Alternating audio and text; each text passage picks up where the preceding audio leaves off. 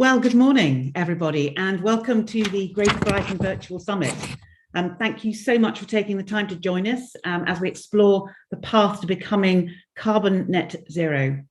My name is Caroline Taylor. I'm going to be your chair and master of ceremonies this morning. In my normal life, I'm a business executive. I'm currently on sabbatical, and so really honoured to have this opportunity to support this really important summit. I have a deep interest in sustainability, and while I cannot claim to have expertise in much of what we will discuss today, I do have a real passion for the pragmatic problem solving that our speakers are going to be sharing. So we've got an amazing lineup of speakers, including the top thinkers and doers from academia, local government and business. We also have an expert panel who will be taking your questions and further exploring the key points raised by our speakers. Now, there's no chat available in this Zoom webinar, but there is a Q&A box on your Zoom command bar. On my machine, it's at the bottom. So click on Q&A and you will be able to post a question. And we're going to use those for the panel sessions later in the morning. So, also, the event is being live streamed to the Greater Brighton YouTube channel, and which means you'll be able to rewatch it afterwards if you wish. It's going to be that exciting.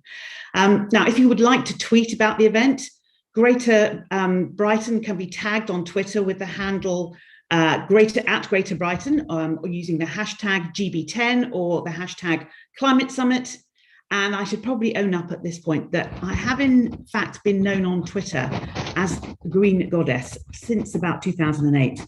So moving swiftly on, it gives me great pleasure to introduce to you the chair of the Greater Brighton Economic Board and Crawley Borough Council leader, Councillor Peter Lamb. And he's going to officially get this summit started with some opening remarks. Over to you, Peter.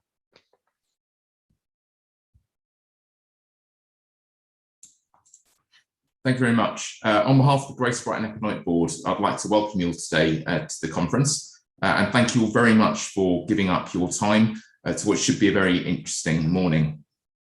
Greater Brighton is a legally constituted body. We were formed in 2014 through one of the initial city deals, which was part of central government's first wave of devolution under the Conservatives. We're made up of local authorities and businesses stretching the full range from Crawley in the north to Brighton Hove in the south, from Arran in the west to Lewes in the east. Conservative, Green, Labour, and until recently Lib Dem, our member authorities represent the full range of mainstream British politics, and yet we're all collectively committed to the idea of working together to deliver on behalf of our individual communities and our community as a whole. Greater Brighton is home to over 1 million people. We generate a turnover over £1.5 billion per year, an economy which has experienced rapid growth over the last 5 years. Yet, while the principal intention of the board at its formation was economic growth, and I think our record shows that we've been very successful at fostering that, over recent years we've broadened our horizons to look at other ways in which our collective authorities can work together to deliver for our area. And one of those areas is increasingly looking at the way in which green transformation is going to happen across the Greater Brighton sub-region. It's an area where we're already experiencing rapid change, from the district heating network going into Worthing to the Rampion wind farm, Sussex Kelp, Hydrogen Sussex, and the large-scale retrofitting of council housing in Crawley and other authorities. We're already undergoing rapid change across our area, and yet we know there is the potential for so very much more.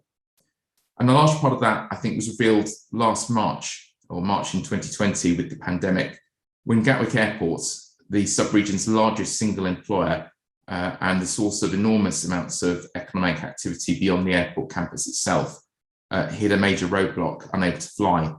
It was a real wake-up call for many of us at just how vulnerable we were to our carbon-heavy economy, and if the changes that are going to take place over the next couple of years are going to happen, the very real risk that we will experience significant roadblocks on our ability to experience growth and the possibility of substantial job losses in the future. I think since that time, across the political field, local authorities within our area have woken up to the need for a Green New Deal within the Greater Brighton area, one which will ensure that as our carbon-hungry economy declines, we're able to experience the rapid green growth necessary to deliver the carbon-neutral Sussex. And we have an awful lot of potential. We have high levels of engineering skills within our areas. We have a vast knowledge economy down in Brighton. We have an enormous amount of opportunity with our environmental resources to transition to a net zero economy, one that not only delivers the carbon neutrality we need to save our planet, but also can provide much better quality of job opportunities for our residents and a future which benefits all. And we are very happy to be here today to listen to all of you experts as you tell us exactly what it is you need our help to do that. And we're very happy to tell you how how we will be looking to work with you to deliver on those things. So thank you all very much for coming today. I look forward to hearing what you have to say. Peter, thank you so much. Great welcome to all of our delegates today. Now let's move on to our first keynote. It's my pleasure to introduce Sir Dieter Helm, Professor of Economic Policy at the University of Oxford and Fellow in Economics at New College, Oxford. In the New Year Honours at the beginning of this year, he was honoured with a knighthood for services to the environment, energy and utilities policy. Dieter has provided extensive advice to the UK and European governments and has written many books. Most recently, many of you, I'm sure, will have read this, Net Zero, in which he addresses the action we all need to take to tackle this climate emergency. Dieter, may I hand over to you? Well, thank you very much for that kind introduction. I'm very grateful for the invitation to address what is a very practical and action-driven discussion. I'd like, in the little bit of time available to me, to start, however, right at the core of this, which is to understand what exactly net zero means and what it means for Greater Brighton to pursue this objective. We have to always recognise that the distinctive feature about carbon is that it doesn't matter where it's emitted. A ton of carbon anywhere in the world is the same as a ton of carbon anywhere else. Climate change is a global problem, and what we're concerned with is global emissions and global sequestration. So what we have in the UK is a unilateral carbon territorial production target. And when people talk about getting to net zero here in the UK, what they mean is getting to a position in which territorial carbon production of emissions is net zero, taking into account territorial sequestration. Now, I make this point because the Climate Change Committee, in advising the government, Theresa May's government, in 2019 to go for net zero, made the statement that when we get to zero, we will no longer be causing climate change. And then presumably when Greater Brighton gets to zero, it will no longer be causing climate change. This is wrong, fundamentally wrong. A, we're never going to get to zero. And B, even if emissions were reduced to zero in the Greater Brighton area, unless all the citizens of Brighton stopped having any relationship with anywhere else in the world, they would still be causing climate change. Now, I think this is very salutary because what it tells you is what really matters in Greater Brighton and globally is our carbon consumption, our carbon footprint.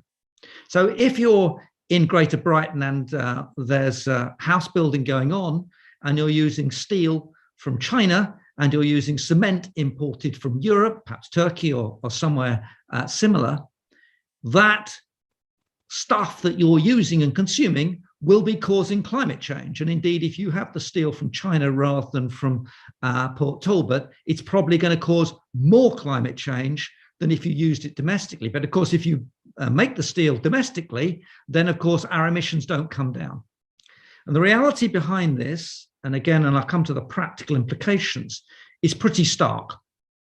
So two facts. First of all, although it's true that emissions have tumbled in the UK, carbon consumption hasn't. And that's crucial. So when Greta Thunberg says it's all blah, blah, blah, and criticizes the UK record, saying you're not really addressing climate change, there is an element of truth behind what those activists are saying. And the reality of that is that in every single year since 1990, we've added 2 parts per million to the carbon concentration of the atmosphere. And that's the only measure that matters for climate change, because climate change is caused by the greenhouse effect, and the greenhouse effect is magnified by increasing the carbon concentration in the atmosphere. We haven't made a single dent in those numbers since 1990. And this is the startling point here. Last year, the world added 2 parts per million to the concentration of carbon in the atmosphere, despite the massive global lockdowns because of the coronavirus. So this tells you that we really got to increase our efforts. And what really matters is Greater Brighton's carbon consumption, its carbon footprint, and not simply, though of course it matters, how much emissions actually take place in Brighton. And since Brighton area is overwhelmingly a service-based economy, most stuff that's manufactured that people consume in Greater Brighton comes from elsewhere. And that has to be taken into account. Otherwise, the citizens of Greater Brighton will think that they're no longer causing climate change, and they'll have a rude awakening when they discover that's not true. So given that global context, and you can't make climate change a local phenomenon, it is global, what can a local and regional contribution be? What can we do to make a difference in a world with 7.5 billion people, with China financing 15 new coal power stations in Vietnam right now, with China expanding its coal burn and indeed opening more coal power stations domestically than all the coal power stations being closed in the US and the EU combined. You really have to have that sense of what this is all about in order to work out where one's contribution can be. Now, if we look locally and regionally and say, so what can we do? What can be done in the Greater Brighton area? Here, there's a huge scope for improvement. And this comes in 2 bits: emissions and, crucially, sequestration. Because that concentration of carbon in the atmosphere is the balance between what's going into the atmosphere, much of which we put up there, but what nature is taking back out again. And the reason it's net zero, and the reason we have the climate we have had for the last 1,000 years is because of that balance. Nature doing its part to suck up carbon, and nature emitting carbon and methane especially, and of course us doing that too. And it's the unbalancing of sequestration emissions which gets us into the mess we're in today. And of course we all know what that's about. That's about burning heaps of fossil fuels. So if I split it up into what can be done in emissions in Greater Brighton, and then look at what can be done in terms of sequestration, on the emissions side, we do have to start with what emissions Greater Brighton is responsible for. So if that steel comes in, I don't know, to a dock in Southampton or whatever from China, and it's used in the area, we can't pretend that the materials used are not part of Greater Brighton's footprint. So there's immediate action that flows from that. We should look really hard at construction. After all, there's huge house building taking place, and the amount of embedded carbon in a lot of that house building is enormous, and a lot of it comes from abroad. And we shouldn't distinguish between imports to the Greater Brighton area and what's done in Greater Brighton itself. So we first of all need to have a ruthless look at what the genuine, real carbon footprint of Greater Brighton is. Unless you know what it is that the baseline is, and unless you know what your responsibility is, you can't start to make sensible steps to do something about it. So if we then look at the emissions in the Greater Brighton area, they are in order of magnitude, although I don't know the exact detail of the area, but this is my hypothesis. They are, first of all, heating, secondly, transport, thirdly, power, and fourthly, although relative to its size in your economy, by far the biggest emitter is agriculture. Okay, So I don't know the precise statistics for Greater Brighton. I don't know if you know them, but nationally, agriculture represents 0.5% of GDP, most of which is made up of subsidies, and it emits a recorded 11% of total emissions. So 0.5% of the economy producing 11% of the emissions driven by subsidy. And that doesn't measure the true emissions from soils and peats. Soil has roughly 4 times the carbon of the atmosphere. So we think about the stock of carbon in the air, up there, looking into the sky, but remember there's 4 times that carbon in the soil under your feet. And a point that I might come back to, remember too, that almost all the biodiversity in the Greater Brighton area and generally is beneath your feet in the soils.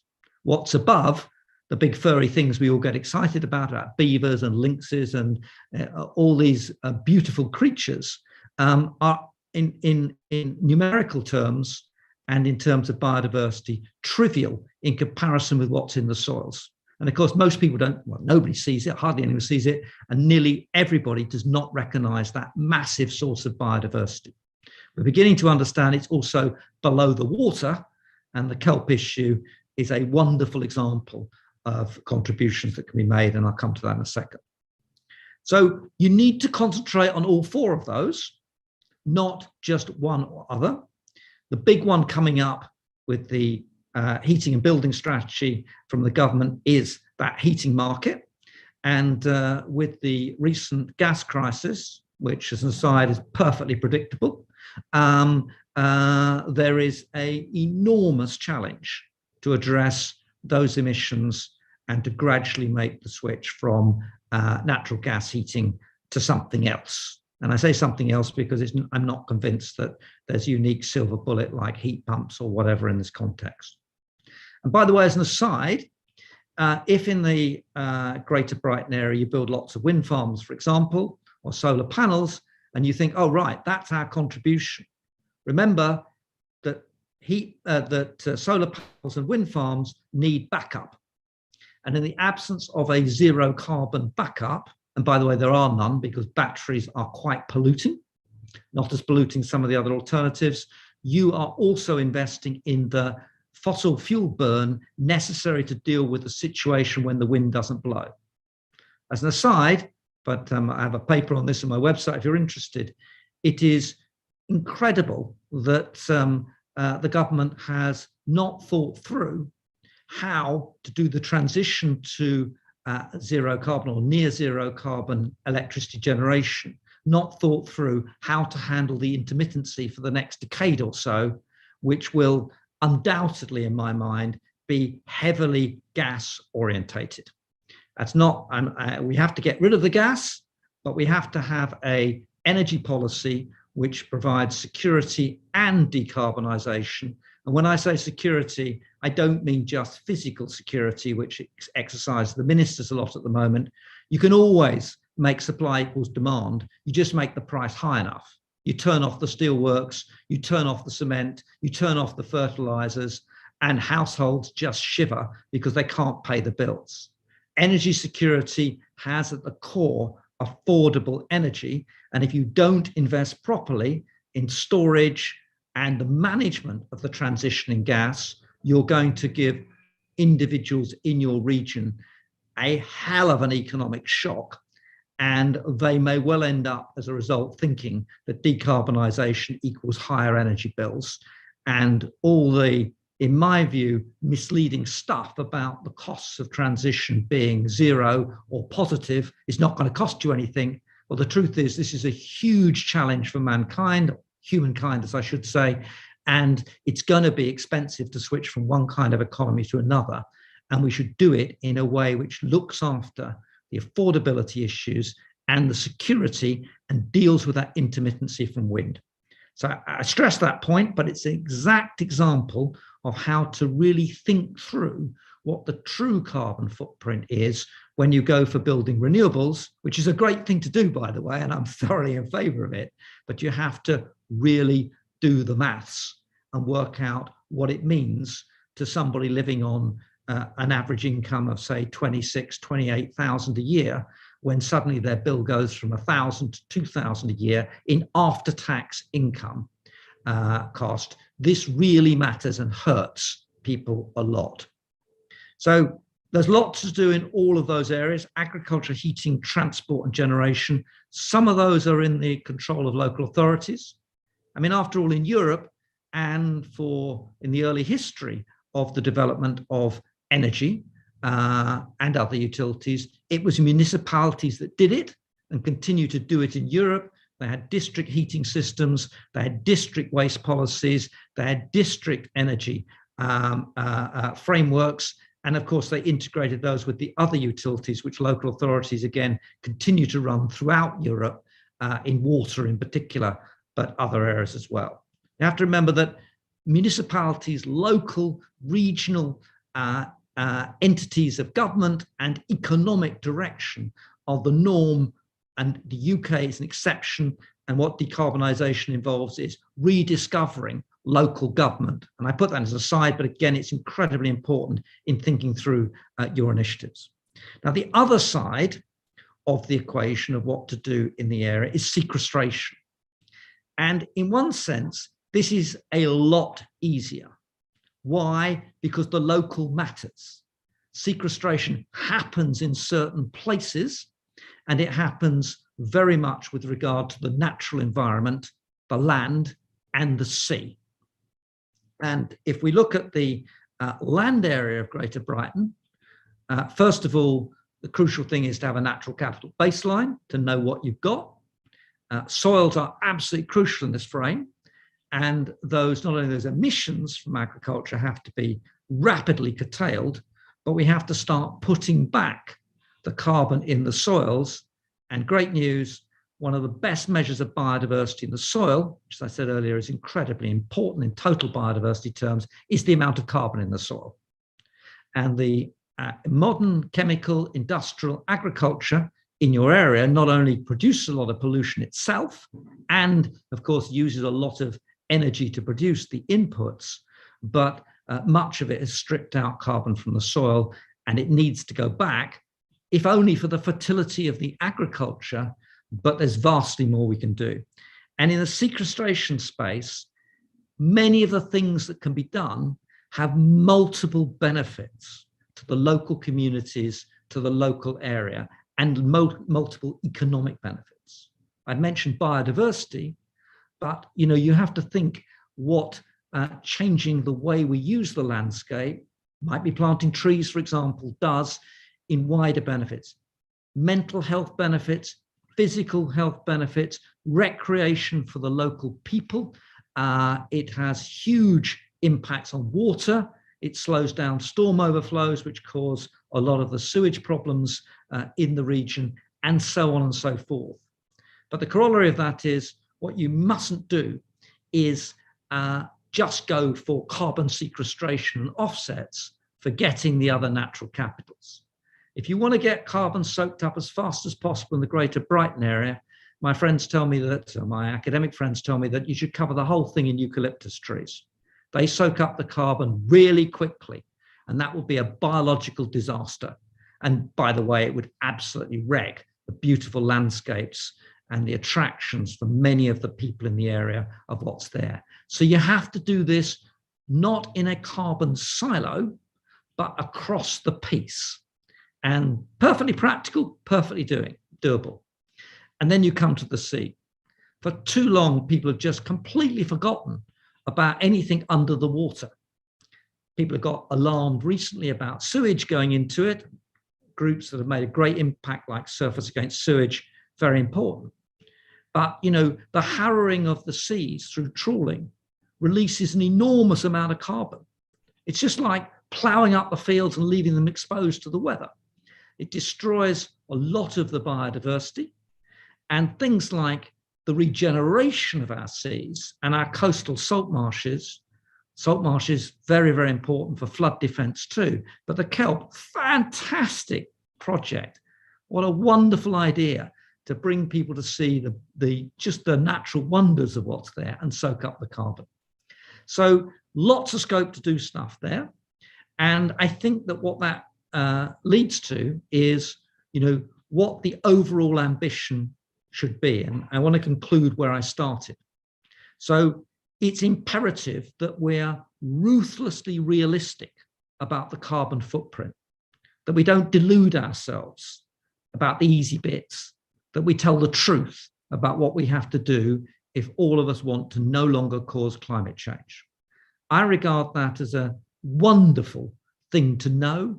It's extraordinarily good to feel that you could actually understand what's needed to make a difference. And I think it's heartening across society, but particularly to the young who are otherwise going to face the consequences.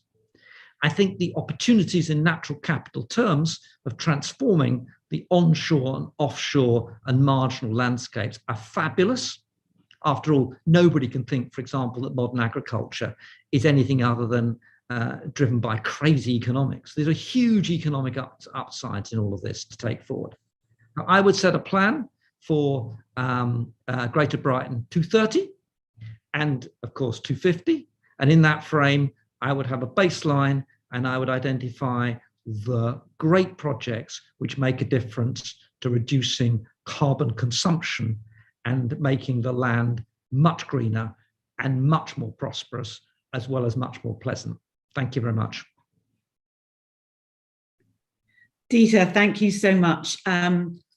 Inspiring words, as always, from your good self. I think we are going to be repeatedly coming back to this balance of sequestration and emissions as we go through the rest of the morning, but thank you for setting us up so well with such clarity. And ruthlessly realistic is my new mantra. Thank you so much. Okay. Thank you very much. We are going to move on to our next speaker now, but just before I do, could I just remind all of our audience, all of our delegates, if you do have a question you'd like to address to our expert panel, who'll be joining us a couple of times through the morning, then please do put it into the Q&A box on Zoom. That will be really helpful. Okay, our next speaker, I'm delighted to introduce you to Angela Kawa. She is a program manager for the Local Government Association, and she's going to talk a little bit about the kind of support that they're providing on climate change, and also give us a national perspective on this issue, so the kind of national into the local. So Angela, let me hand to you. Thank you, and really welcome the opportunity to be here today. So thank you for going to this slide.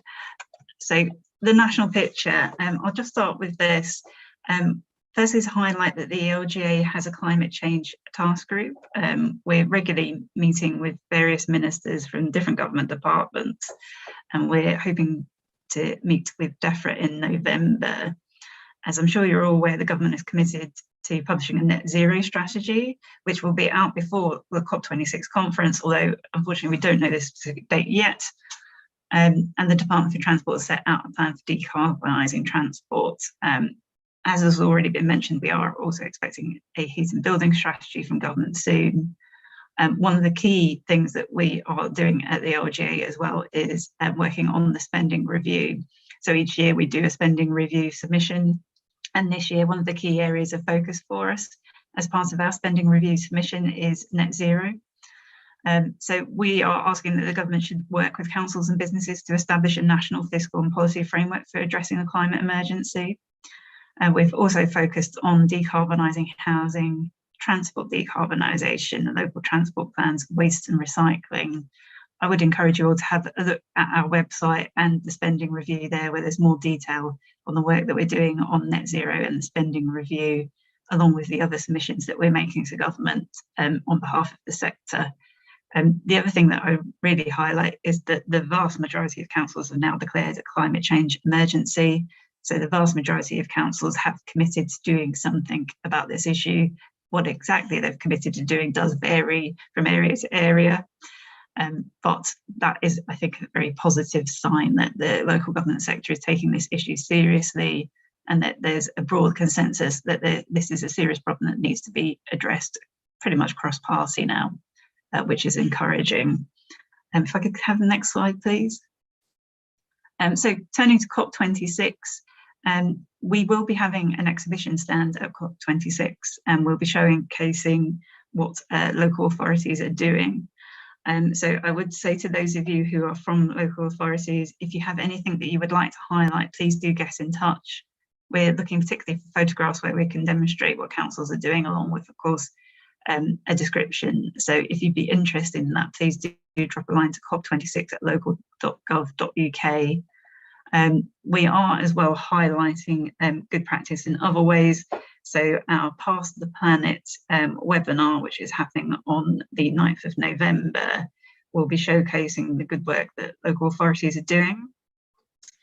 So I'd encourage you to look at that. We also, on our website, have a segment called Path to the Planet, where we have over 100 case studies on best practice, which is mapping what local authorities are doing. So if you're interested in finding out more about what individual authorities are doing across the country, that's a really great resource.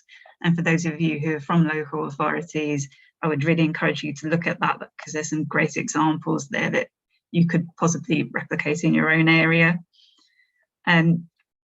I would also just encourage you to have a look generally at our climate change section of our website, because there's some great resources.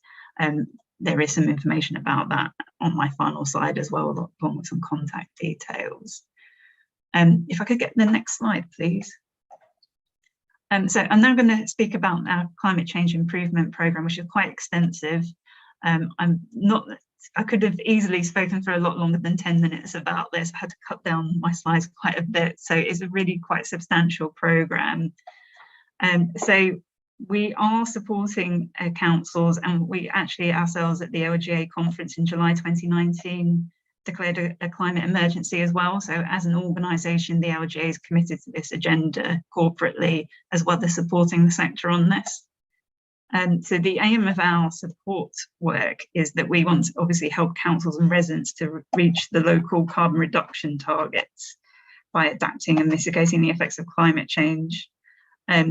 Where we're focusing our resources is on sharing good practice firstly, because why reinvent the wheel? If other local authorities are doing some really good innovative work, why not encourage other places to copy them? We're also focusing on leadership, because this is one of the key things. If local authorities are leading on this, they can bring other parts of the local sector along with them. So they can act as place leaders and bring along other parts of the public sector, but also businesses as well. I know Brighton, for example, you're already doing some great work on this, and this is one of the things that you're doing by having this conference itself, is bringing together people from different sectors to work on this really important issue. And then we've got some support from our productivity and innovation teams. So my colleague Grace Abel leads on this for productivity and is font of knowledge on this and what local councils are doing. And finally, we've got research and information along with our colleagues in local partnership. So I would also just point out as well that nearly 90% of councils have actually participated in some of our climate change improvement programme, which is very encouraging statistics to see that so many councils are actually taking up the offer of support on this. And our climate change web views are massive. So we've got 20,000 views in 1 year on climate change. So we really are seeing that the sector is engaging with this, that they're keen to see what they can do to make improvements. So really encouraging to see that the sector is taking up that support. If I could get the next slide, please.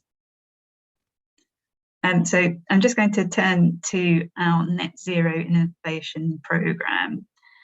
So we've been working with universities who've been doing a lot on climate change and net zero for quite a long period of time already, and therefore can really assist councils in actually using that research in a practical sense. So our programme is being delivered as a collaboration between the LGA and the University College London. That's bringing together local authorities, universities and other stakeholders to address climate challenges at a local level, and it is seeking routes to achieve council's net zero commitments. So we've been working with universities and councils to explore the different ways that they could do that, and we currently have 12 partnerships across the country where councils and universities are working together. We are also releasing a monthly podcast towards net zero with UCL, which you can listen to for free on SoundCloud. So I'd encourage you to check that out if you're interested in finding out more about that. And you can see from the list I've got on the left-hand side there, we've got some really diverse topics, everything from e-bikes to house retrofitting, care home energy efficiency, the effects of increased home working, which obviously looks like it's going to be with us for quite some time, perhaps fortunately or unfortunately, depending on your perspective, although clearly it does have an impact in terms of reaching net zero. So really interesting piece of work, and I think a really good example of how universities and councils can work together and actually affect some change. So I really encourage you to have a look at that. If I could get the next slide, please. So we're also looking at the green economy. Obviously, that's particularly relevant following everything that's happened with COVID-19 and the effect that that's had on local economies. So we've already done a green jobs report, which again, you can find very easily on our website. We're also using this recovery to try to help councils reset their economies in a green way, if I can put it that way. So we're encouraging councils to think about ways in which they can boost local economies whilst also addressing the need to become net zero by 2050. So we're using that green jobs report as a kind of a starting point for that. And we're running action learning sets. So we've already had 30 councils participate over the last year in those action learning sets. And we've got one coming up soon, which people are interested in, please do get in contact, which is going to be on housing retrofitting skills, which is a really big issue for this sector. One of the biggest issues we have in decarbonising is going to be actually how do we retrofit housing stock, because councils have a lot of it. That will also, of course, require working with partners as well, because housing association and the private rented sector is also going to be a challenge as well. So that's, I think, the particularly interesting action learning sector is one of the biggest challenges that sector faces in decarbonising. If I could get the next slide up, please. We are also providing other support to local authorities. So we've got the green gas accounting tool, which is free to use for all councils in England and Wales. It's endorsed by the Committee for Climate Change. And it produces some really useful summary tables and charts to show where the most significant sources of emissions are in your local area. It's also very useful for benchmarking as well. So if you wanted to do a comparison to say, you know, there's another local authority that's quite similar to yourself, then you can have a look and see how you compare to them. So it's quite useful as a way of getting a bit of a baseline to work from. We're also doing work on behaviour change in the environment. So again, if you have a look at our website, you'll be able to see that we've got a lot of useful guides on different topic areas and case studies there demonstrating what councils are doing. We've got one recent example where New Forest District Council took part in our programme. We helped them to develop some novel messaging and imaging on advertising trailers at free sites where there was persistent issues with dumped rubbish. And that intervention reduced litter by 10.8 tonnes over a 1 month period, a reduction of 29%, which saved an estimated £10,000 in waste collection costs, and obviously had a very important environmental impact as well. So if there's a particular issue where you think actually the main problem is people's behaviour, please do, again, get in touch, because this is something that we'll be continuing to do. So be keen to hear from councils. And finally, our biodiversity e-learning. We are going to be making that accessible to all councillors, officers and members, and it'll be focused on creating a biodiversity action plan. So again, worth looking at. I've just got my one final slide with the contact information. So please, I do encourage you to have a look at the work we're doing at the LGA, and please do get in touch if you have any questions afterwards. More than happy to answer them or pass them on to my colleagues. He'll be able to respond to you. And thank you again for the opportunity to speak here today. Angela, thank you so much. I think, it's so clear that collaboration is the only way we're all going to move forward on this issue. And so great to see so many resources and so much support available to local authorities to actually help them help each other, which is fantastic. Now, I'm going to bring the focus a little bit closer to home, as it were, a little bit more into the region. I'm really delighted to welcome our next speaker, Asher Minns. Asher is the Executive Director at the Tyndall Centre for Climate Change Research, and he's going to give us some perspectives on the climate impacts faced in the South East region from all of the research work that they do at Tyndall. Asher, over to you. Hi, hello everybody. Thank you very much for having me this morning. Yes, my name's Asher Minns. I'm at the Tyndall Centre for Climate Change Research, which is a partnership of 4 UK universities and 1 in Shanghai, Fudan University, all working together on what to do about climate change. We're 21 years old this year, which we'll be celebrating in 3 weeks' time at COP26. And I'm going to talk to you, as introduced, a little bit about the impacts of what we understand is happening down there in the southeast. I'm up in the east of England, in Norwich. You're further down than me, and in addition, look at the emissions from Brighton and Hove as well. I've accessed the data so that I can give you a bit of an update there as well. So really, we're going to look at, I guess, the best new science. If you, as an organisation, if we want to know what to do about climate change, then we need to know what's going to happen.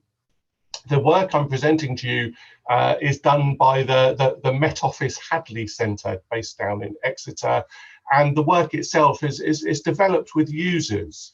So it uses co-production. So it's what it is that users of climate information in the UK need to know.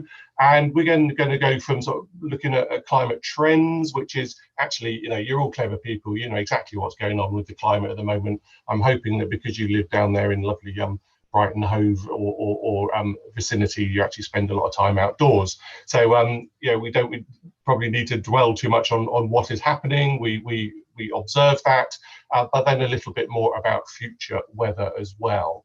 And then the fourth bit, like I say, will be sort of more to do with your area and its emissions and what it needs to be done for the net zero journey. So first of all, headline result, we probably actually don't need to speak anything more about climate change than the headline result if we just go for it, because you know it. And we've all seen it happening, and we're seeing it happening quicker and with more intensity. Headline result: a greater chance of warmer, wetter winters and hotter, dry summers.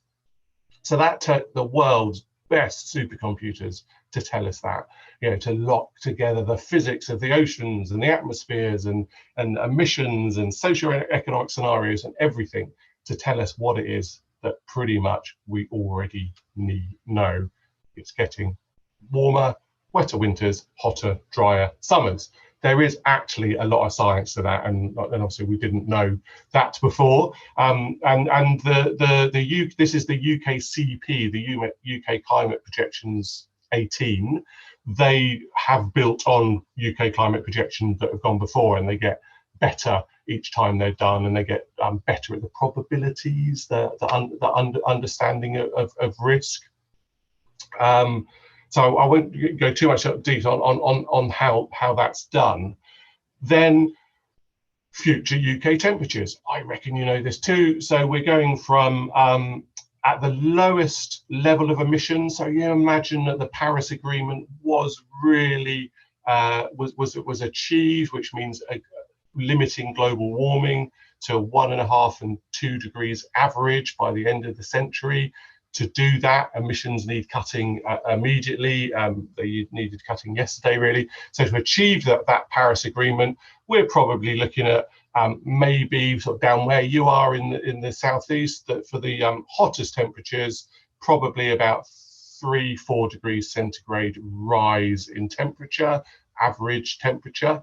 If we go to the highest predictions of emissions, then we're then looking at down where you are, 6-7 degrees. So that's a huge increase in temperature. That's a huge increase. Even 2 degrees is a huge increase because it's an average, and around that average is a wide range. So if you increase the average, you increase the higher temperatures as well.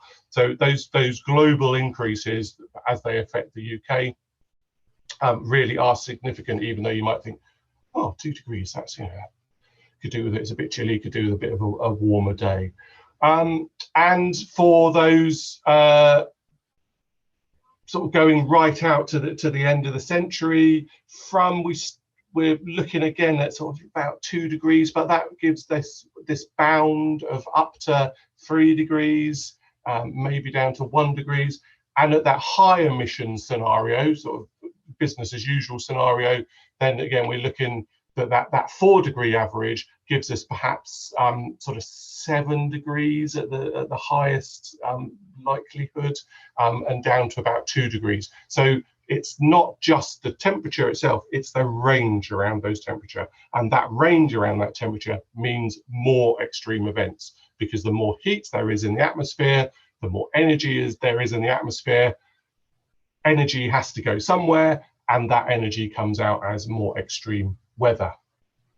And so we've also and you might have picked up some of this in some news, or maybe that's just for me, for climate change spotters. We're actually much better now at attributing heat waves and extreme weather. And most extreme weather, most heat waves can now only really be satisfactorily scientifically explained by putting extra carbon dioxide into the atmosphere. That's the only way we kind of get these temperatures. And it seems like quite a long time ago now with everything that's happened in the last few years, but 2018 had a summer heat wave, and that again could only really be explained by global warming and the chance of that happening with global warming. So rainfall, similarly, you're going to have witnessed this. You know this. So rainfall under under the high emission scenarios, let's say, then we're probably looking at about 25% more winter rainfall, and a decrease in about 25% of summer rainfall. So wetter winters, drier summers, and again it's the spread. Under winter, that might even go up to 75% more rainfall in winter, and in the summer that might similarly go to 75% less rainfall in the summer. So it's the spread around the average. We don't get too hung up on the average. And down there in the southeast, it's the same in the east. Actually, the east is sort of the droughtiest region anyway. That's where these changes will most be felt, certainly for summer heat waves and summer drought, and it's more towards the southwest, perhaps the southeast for rainfall, but actually where increased precipitation, but actually where you are right on the south coast, that gets all the increased precipitation. So apologies, I haven't got much good news there. And lastly, because you are down on the coast, sea level rise. So under low emissions, we're looking at perhaps by the end of the century, somewhere between 29 centimetres of sea level rise down in those low emission scenarios. Under the high emission scenarios, we could even go up to 53 centimetres, so half a metre by the end of the century. And the thing about sea level rise is it's absolutely going to happen whatever we do with the carbon dioxide taps. If we switch the carbon dioxide taps off 10 years ago, the oceans are vast, it takes them a long time to warm up, it takes them a long time to cool down. So sea level rise is about expanding seawater with heat. So that's something that we absolutely can deal with and adapt to now, because we know precisely what's happening there. So that was just a quick summary of the impacts, which probably you're all aware of that anyway, I would have thought, by the nature that you've come to a climate change talk about your area. And then I just wanted to speak a little bit about emissions. So that's the impacts. But then we just heard about the LGAs and the journey to net zero emissions. Net zero being what goes up, whatever emissions go into the atmosphere have to be sucked out again, so it has to be absolute zero. I'm just looking right now actually at a map of of Brighton and Hove, and I can see all the wards, and I can see who's the most emitting. So there's actually some not very emitting wards, which almost certainly are probably going to be the poorer areas, and perhaps the areas with social housing, not least because local government is actually pretty good at looking after its estates when it comes to energy saving. But I don't know if there's anybody here listening from West Blatchington or Preston area or around there. Well, you're the high emitters. Aldrington, you're the high emitters as well. Rottingdean, they're quite high emitters. I don't know these places, but I can just see where the emissions are coming from. And everybody has to be net zero. But if we were to target action, then maybe we would target action on those areas that actually have higher emissions as exemplars that go quicker and faster. And also looking at your data, I guess this partly reflects Brighton itself, Brighton and Hove. You have slightly, so you're about nearly 8,000 kilograms of carbon dioxide per person. That's slightly lower than the national average. Redditch happens to be roughly the national average. But you do like flying, you do like your food and drink, and those are probably, and cars. So those are actually where Brighton and Hove is slightly higher in its emissions compared to the England average, although overall emissions is slightly lower. But the net zero message is you want to go from that nearly 8,000 kilograms of carbon dioxide per person per year down to 3,000. So that's the journey, and that journey, that pathway, looks like the ski slope that nobody ever wants to ski down. You know, it's a precipitous drop to go from where we are now down to where we need to get for net zero for 2050. So we have all the data. We know what's going to happen with climate change. It's around the averages, it's around the bounds, and we have the data to know exactly where the emissions are and exactly what needs to be worked on to get those emissions down. I'll stop there. Thank you very much for listening. Asha, thank you so much. Dieter Helm spoke of being ruthlessly realistic, and I think you were both. Ruthless and realistic. So thank you. Hugely necessary for us to be able to make any kind of progress. And I think also, coming from what you said, talking about the impacts, the real need, we need mitigation. So we need to get the emissions down. We need to get sequestration up, but we also need to mitigate for the realities that are ahead of us.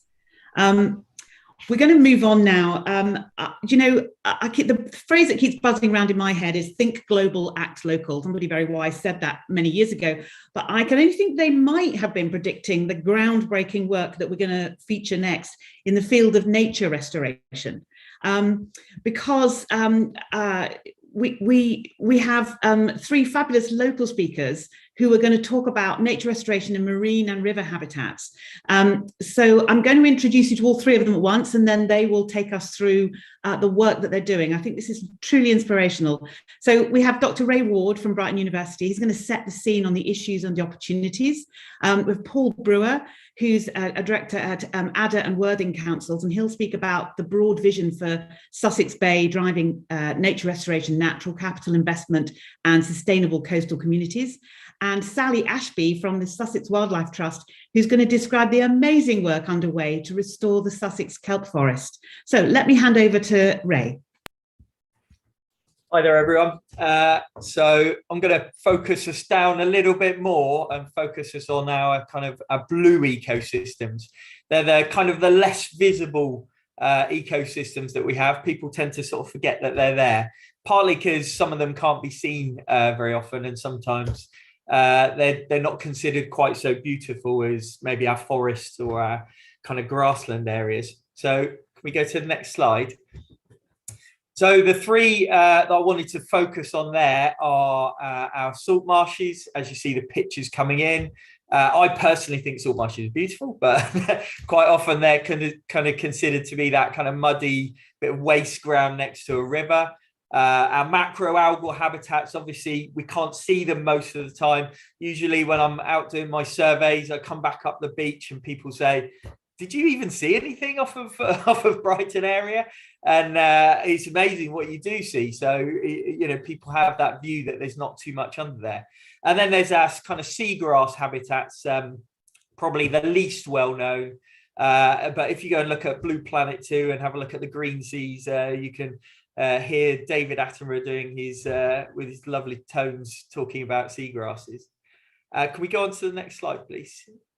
So the reason that they're so important, these kind of blue ecosystems, is that they provide a wide range of ecosystem services. So we've got coastal protection. They protect us against waves and flooding. Okay, so you can see there that they a really good area to store water when we've got a flood pulse moving down a river. They also decrease wave energy, so we're kind of protecting our coastlines from erosion for sort of tourism and recreation. There's a picture there of some beautiful cuttlefish mating that I saw just this year off of the Ada kind of coastline. Also for kind of water quality, so salt marshes and seagrasses, they lock away a wide range of pollutants, and they can lock those away for millennia. Okay, so they trap them in the sediments. Also, kelp will do the same. It will actually remove a lot of the nutrient pollution from the water column. They're also really important for food production. So salt marshes and seagrasses are really good habitats for juvenile fish, including some of, I'll put there a picture of a cod, including some of our commercially important fish species, also pollock, also bass, those things that we like to use, and there aren't too much of in our seas at the moment. And then I've got in there carbon storage and sequestration. That's the big picture kind of focus at the moment. They are really, really good at locking away carbon. The rates of carbon sequestration in salt marshes and seagrasses can be 10 to 100 times that of our tree planting activities or our kind of locking away that we have in our grasslands. Okay, and they're really good stores. They're good solid stores. You can store carbon there for millennia, as well as sort of locking away that those pollutants. So really good solid stores. Okay, next slide. So they're excellent. They provide these wide range of ecosystem services that are important to all of us. Okay, but they're under threat. Okay, I've got there 50% of UK salt marshes already been lost. Okay, we're currently losing 100 hectares a year. Okay, so we're losing all those associated ecosystem services. 57% of what we've got left is in an unfavorable condition. So obviously that means that we've got a reduction of the ecosystem services that they provide. If we talk about our seagrasses, they're in an even more dire state. We've got 90% of UK seagrasses have been lost, and half of that has been lost in the last 30 years. So really rapid reduction in those ecosystem services that those provide. Okay, and then we're thinking about water quality. That's one of the main factors that's kind of had an impact on those kind of coastal habitats. And then we come to our kelp, and almost all the extensive kelp in Southeast England has been lost in the last 40 years. Okay, when I go out, I've been surveying the nearshore kind of zones around the Greater Brighton area for about the last 6 years, and in that time, I've seen almost no kelp apart from this year, but we can come on to that later. Okay, next slide. So some of the research that we're doing to kind of get a handle on, first off, how our blue ecosystems are kind of responding to a range of factors here in Sussex are. This is focusing on salt marshes. The Environment Agency have undertaken the Shore Maida Tidals Wall Scheme, so that's in our Greater Brighton area. And for that, they basically tried to decrease the amount of flooding that we have in the town of Shoreham, as well as other areas. Okay, now obviously that's going to have an impact because you're putting a barrier against where the salt marshes are. So with sea level rise, they have nowhere to go. So the Environment Agency has done a really good job, and they've said, okay, in a section of our salt marsh along the Ada, we will actually create an additional patch for the salt marshes to actually grow. And we're looking at how the sediment is actually building up. Now, when we're thinking about sediment, you kind of think, is that important? But actually the sediment, some of that will actually have carbon in. Okay, so we can look and see how much carbon is being stored in those systems, in the restored systems and in the natural systems over those years. Then we've got ecological assessments. We're using remote sensing, drone surveys, and machine learning algorithms to see how those are adapting. Can we go to the next slide? I realise I'm running a bit behind. Seagrasses, we've also done an extensive assessment of southern England seagrasses, and to look at how much carbon is actually being stored, what are the impacts of global change, and what are the impacts of pollutants on those ecosystem services. And then next and final slide from me. We've also been looking at research and monitoring of the kelp systems along the Greater Brighton area. So that's been over the last 6 years to look at how, get some historical data on the animal and plant life, look at sedimentation impacts in the nearshore zone, and what are the responses to climate change. And also, we're just starting the study to see how much carbon is locked away in those kelp systems and how much is actually being exported to our offshore zones. Now, I'm going to pass over to Paul Brewer from Ada and Worthing Council now, and he can talk a little bit more about the Sussex Bay Initiative and kind of how that all ties in together. So over to Paul. Thanks, Ray. Yes, I think there's a really remarkable and growing movement in Sussex seeking to install these amazing blue habitats to bring back nature and biodiversity to what we know is an amazing coastline. You could call it the blue mirror to the South Downs. I think there's also a really great opportunity for our coastal industries, for our communities and our visitors to benefit and thrive as nature is restored. And I think this is about people and nature together.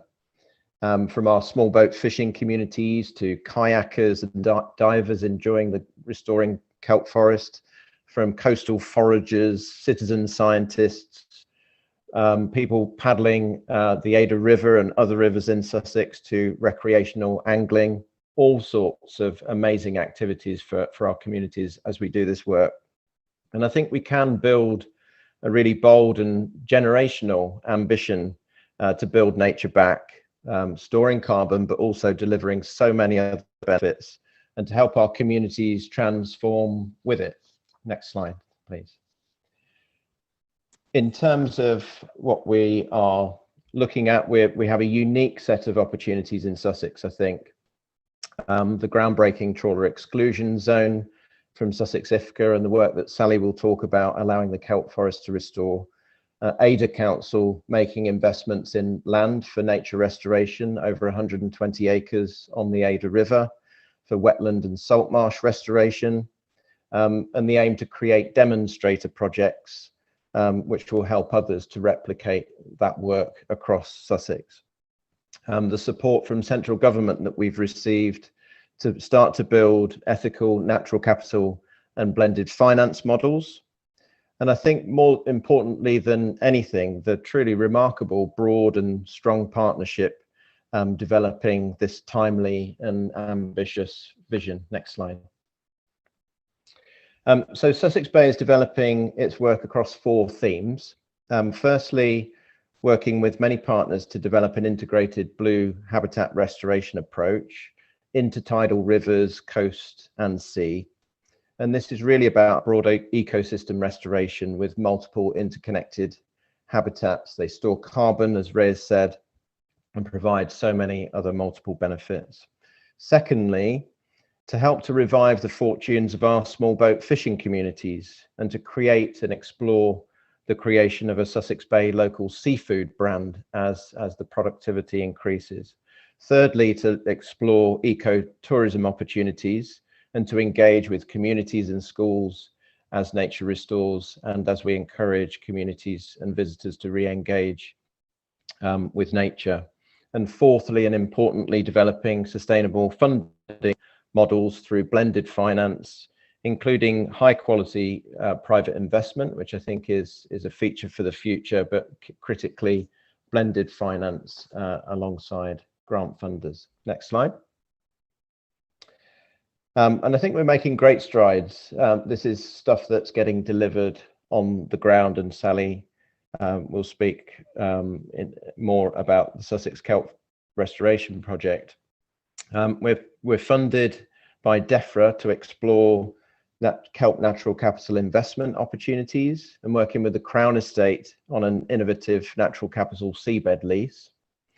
We're also working with DEFRA to build an understanding of income models for landowners in the Ada Valley as we seek to restore salt marsh and wetland and create those demonstrator projects which show landowners how to do it. We're working with partners including Sussex IFCA to develop the Sussex local seafood brand. Next slide.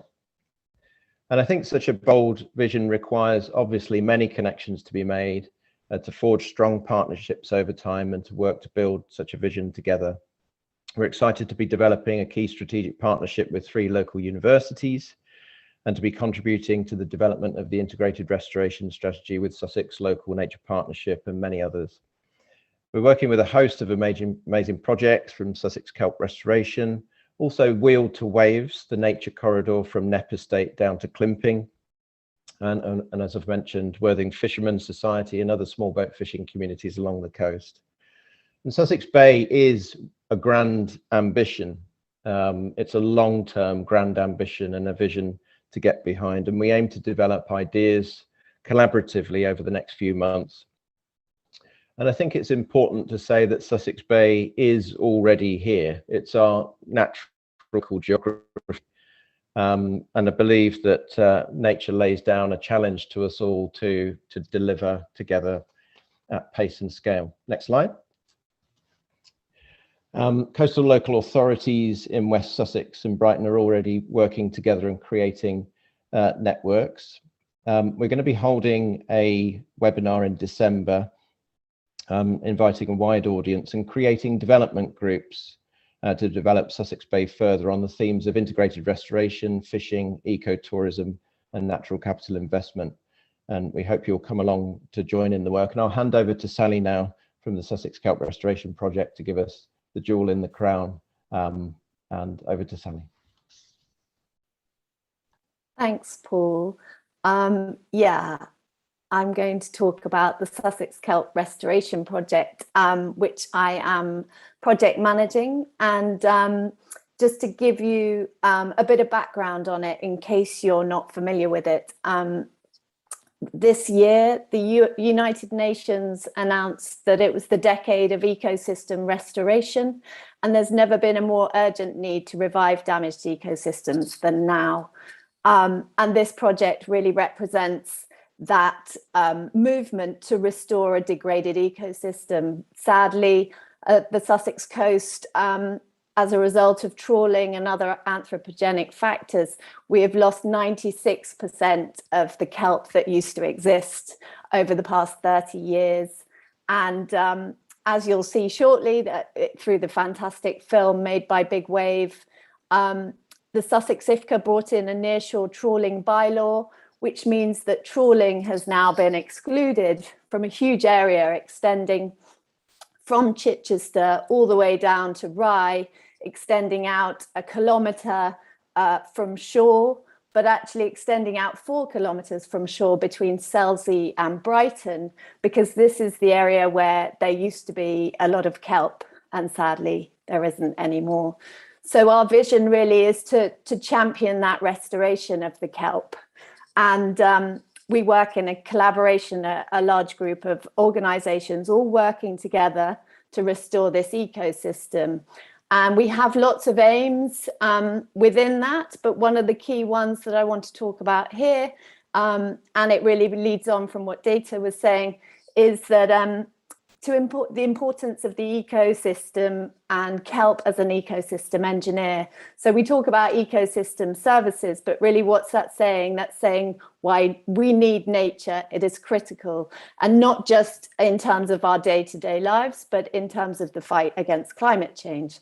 So obviously we have the The kelp is incredibly diverse, productive ecosystem. It is provides crucial habitats, as well as supporting our fisheries. So in light of what's been said, I think and this idea of being ruthlessly realistic, often kelp could be considered to be a sort of carbon sink or sequesterer, but it's slightly different to salt marshes or seagrasses in that it's more of a carbon conveyor than a carbon sink. But that doesn't undermine its significance. As an ecosystem engineer, it is critical to a fully functioning ecosystem. It supports a huge amount of biodiversity and bioabundance that obviously we've lost. I mean, if you think about 96% of this ecosystem, that's not just the kelp, it's all the biodiversity associated with that kelp. And there was a really rather tragic report this week about how much biodiversity the UK has lost. We have lost more biodiversity in the UK than any other G7 country. And we're actually in the bottom 10% globally in terms of our biodiversity loss. So we have to, it's critical for the climate crisis and the biodiversity and ecological crisis that we restore these ecosystems at scale. So really ambitious big projects, which is what this is. And it's not just about, so it's not just about kelp, it's not just about carbon, it's not even just about fish, it's about the whole ecosystem.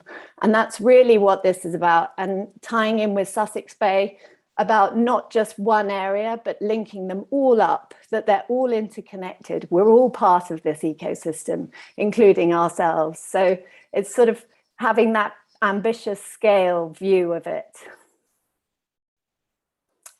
So obviously building the biodiversity builds the resilience. It also builds the ability to mitigate against the consequences of climate change. So erosion and flooding has been discussed. Like I said, there's the greenhouse gas removal element, and tying in here with being ruthlessly realistic, you know, having a reality check on actually the role of kelp in terms of carbon, but actually going way beyond that, and that it ties into everything and all those multiple benefits. And that obviously, as been discussed here, you know, deep and rapid emissions reduction, our carbon consumption, all of that comes first and foremost. But alongside that, what is critical is nature restoration at scale. And that's really exactly what the kelp project is all about. So thank you. Thank you so much. Thank you, Paul and Ray and Sally. Just extraordinary and extraordinary, I think, for those of us who were not very aware, extraordinary sense of what's really so very possible to do. It's totally in our hands to do this. Now, we want to build a little bit on what we've all just heard and share a short video with you that features Sir David Attenborough and a campaign to help save this vital marine habitat.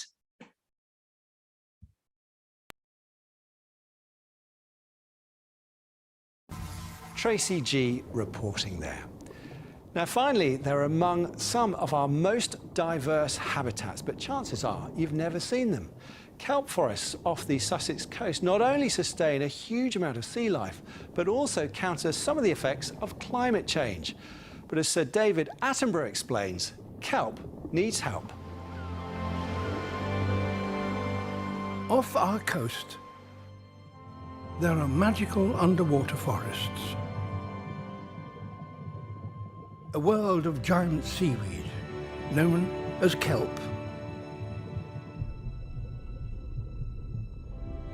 These underwater forests are among the most productive places on Earth, supporting a huge range of marine life.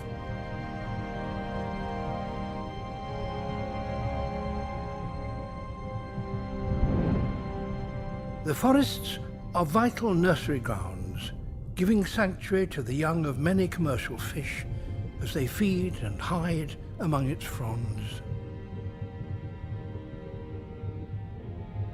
And if you're lucky, you might glimpse a common cuttlefish, or the exceedingly rare short-snouted seahorse. In fact, these forests are so special that they're one of the most biodiverse environments on the planet. Home to thousands of species, from spider crabs searching for food on the forest floor, to lobsters hiding beneath the canopy. Every part of this remarkable forest is used by the creatures here. The fronds are home to tiny animals like these sea furs, filtering plankton from the water, and a place to find food for grazers like this top shell. Like coral reefs, the forests create an oasis of life wherever it grows.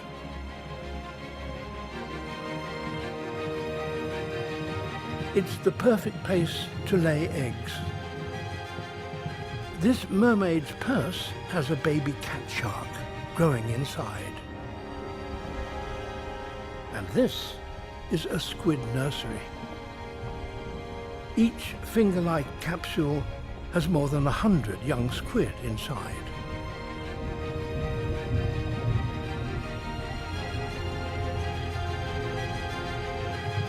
We're discovering these underwater forests are vital, not just for sea life, but in climate change.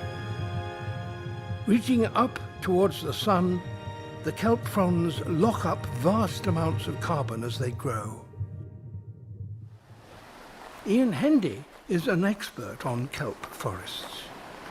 Globally, kelp forests will draw down more than 600 million tonnes of carbon. That's roughly twice the amount of carbon that the UK emits per year. What that's doing is reducing climate change. They stabilise the sediments. They can actually mitigate or reduce wave energy by up to 70%. And as a consequence of that carbon being drawn into the kelp will pump out lots of oxygen. So it oxygenates the water and creates a whole biodiversity for lots of wildlife to survive. Once, these magnificent forests extended all along the Sussex coast, from Chelsea to Brighton. Today, only pockets of this life-generating kelp remain. Casualties of changing fishing practices, which have damaged the kelp's habitat.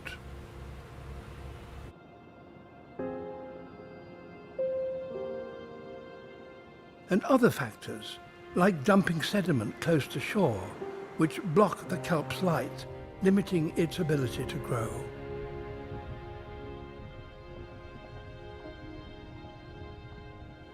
Now, an exciting plan to regenerate the Sussex kelp forests, led by the Sussex Inshore Fisheries and Conservation Authority, is getting started. The kelp forests along the Sussex coast, and particularly the West Sussex coast, used to be very extensive and very dense. And that's changed in the late 1980s, early 1990s, to the point where today there is almost nothing left. And it's taken place out of sight. And that makes me feel sad.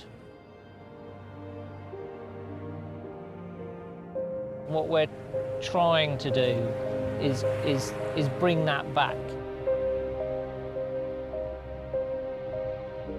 There's a huge reduction in the presence of fish in this area. And we think some of that can be attributed to the loss of this important habitat. We see it with cuttlefish, we see it with lobsters, and over the last few years we can see a reduction in black sea bream catch as well.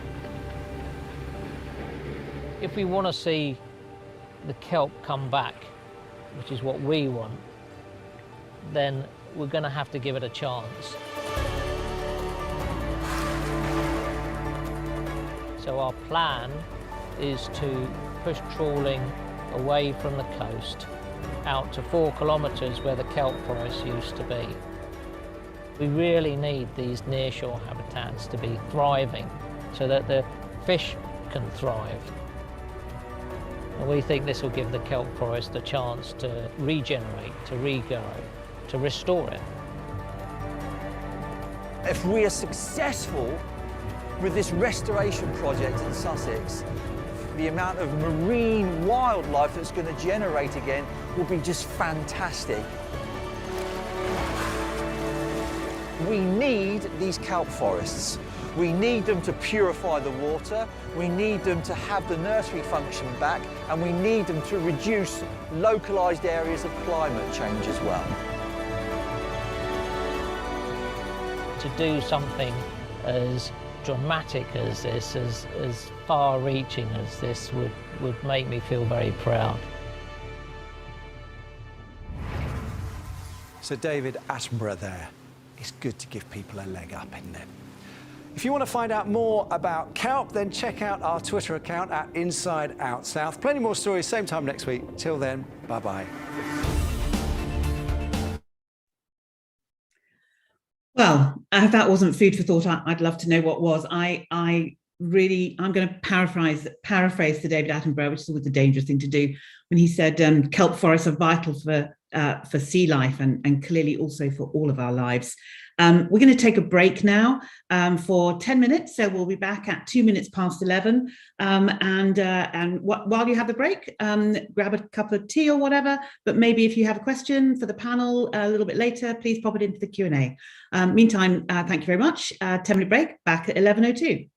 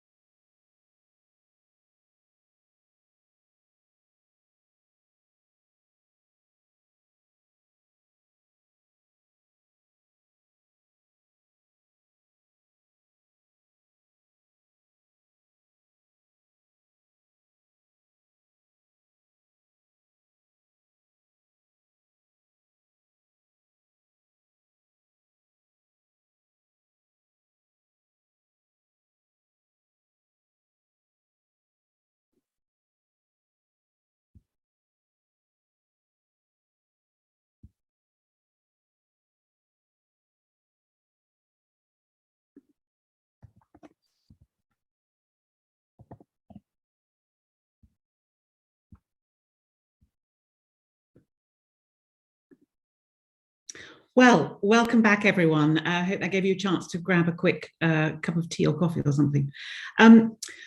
So we're going to jump right back in here and talk a little bit about hydrogen. There is enormous potential and ambition in Greater Brighton for the development of a hydrogen economy and projects. The projects that are covering areas like natural resources, infrastructure, engineering advantage, intellectual capital, with the research excellence of 2 universities involved, and public and private sector partnerships. Hydrogen Sussex is supporting and facilitating the hydrogen economy across Sussex. The focus of Hydrogen Sussex is on green hydrogen, which has very limited carbon emissions from production and makes the most of the region's potential for renewable power. So in order to get us started and get all of our heads in the right place, please welcome the Chair of Hydrogen Sussex, Abigail Dombey. Abigail, over to you. Thank you very much. So for the benefit, as Caroline said, for the benefit of those who are new to hydrogen, I'm going to run through a very quick hydrogen masterclass. So hydrogen is an energy carrier and can deliver or store a tremendous amount of energy. It has a higher energy storage density than lithium-ion batteries, both in terms of energy stored per unit weight and also stored per unit volume. And importantly, it's possible to produce hydrogen without any carbon emissions and then release that energy again without any carbon emissions. And hydrogen can be used in fuel cells to generate electricity or power and heat. So fuel cells generate electricity through an electrochemical reaction, not combustion. Hydrogen and oxygen are combined to generate electricity, heat and water. And due to their high efficiency and zero or near zero operation, hydrogen and fuel cells have the potential to reduce greenhouse gas emission in many applications. Hydrogen can also be used to deliver heat, especially high temperature industrial heat, and can be a feedstock for many industrial processes. Thank you. So hydrogen can be used for many applications, including transport of heavy vehicles, rail, maritime, aviation, high temperature industrial processes, such as steel production, as Dieter mentioned earlier, and as a feedstock for fertilizers and other chemical processes. And if you notice, this slide shows different colours of hydrogen. So brown and grey hydrogen are created from fossil fuels, and these have high carbon emissions. Blue hydrogen is again from fossil fuels, but the carbon is captured. But you have to note that there will always be some carbon emissions, as complete capture of carbon is impossible in this process. And as Caroline mentioned, Hydrogen Sussex very much focuses on green hydrogen. This is produced using electrolysis from renewables and nuclear power. And this is zero carbon. We're very much looking at at Hydrogen Sussex, where our vision, as Caroline said again, is to become a leading hydrogen region in green hydrogen production, the development and uptake of low carbon hydrogen when it's the best available technology. And we're looking to establish the innovation skills and supply chain that will underpin our energy transition. And as you'll hear in a minute, we're working with local organisations across the public and private sectors to adopt low carbon hydrogen. And our priority is to switch to low carbon hydrogen where it will enable decarbonisation as soon as possible. So Hydrogen Sussex, our unique selling points are our natural resources, infrastructure, skilled engineering workforce and partnership. And there's talk of hydrogen in the gas grid, but it's highly unlikely we'll see 100% hydrogen in the gas grid before 2035 at the earliest. And only last week, Lord Callanan, who has clean heat as one of his portfolio responsibilities at BEIS, stated that heating homes with clean hydrogen instead of natural gas will be pretty much impossible. So we've got an extensive range of members, and you'll now hear from members of Hydrogen Sussex about the exciting hydrogen projects going on across Sussex. Thank you. Thanks, Abigail. That's a great and very quick primer for us. So now I want to move on and ask Tom Willis, who's the CEO of Shore & Port, and Adrian Greeny, who's the Director of Technology and Products at Ricardo, to talk a little bit about the Shoreham Green Energy and Transport Hub. Over to you, gentlemen. Thank you very much, Caroline. So myself and Adrian are going to talk very briefly about the progress we're making with the Shoreham Green Energy Hub. Next slide, please.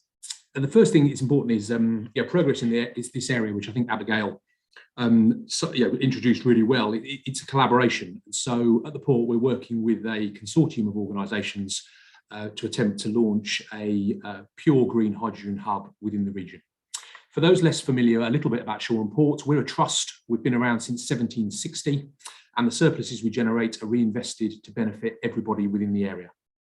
We employ over 150 people now and support thousands of jobs across the region. We have a long history with energy. Gasworks during the 1870s, first power station in the 1890s. We've been a certified eco port for 7 years, placing us amongst the most sustainable and environmentally proactive ports in Europe. We have significant renewable energy capability at the port and ambitions to expand.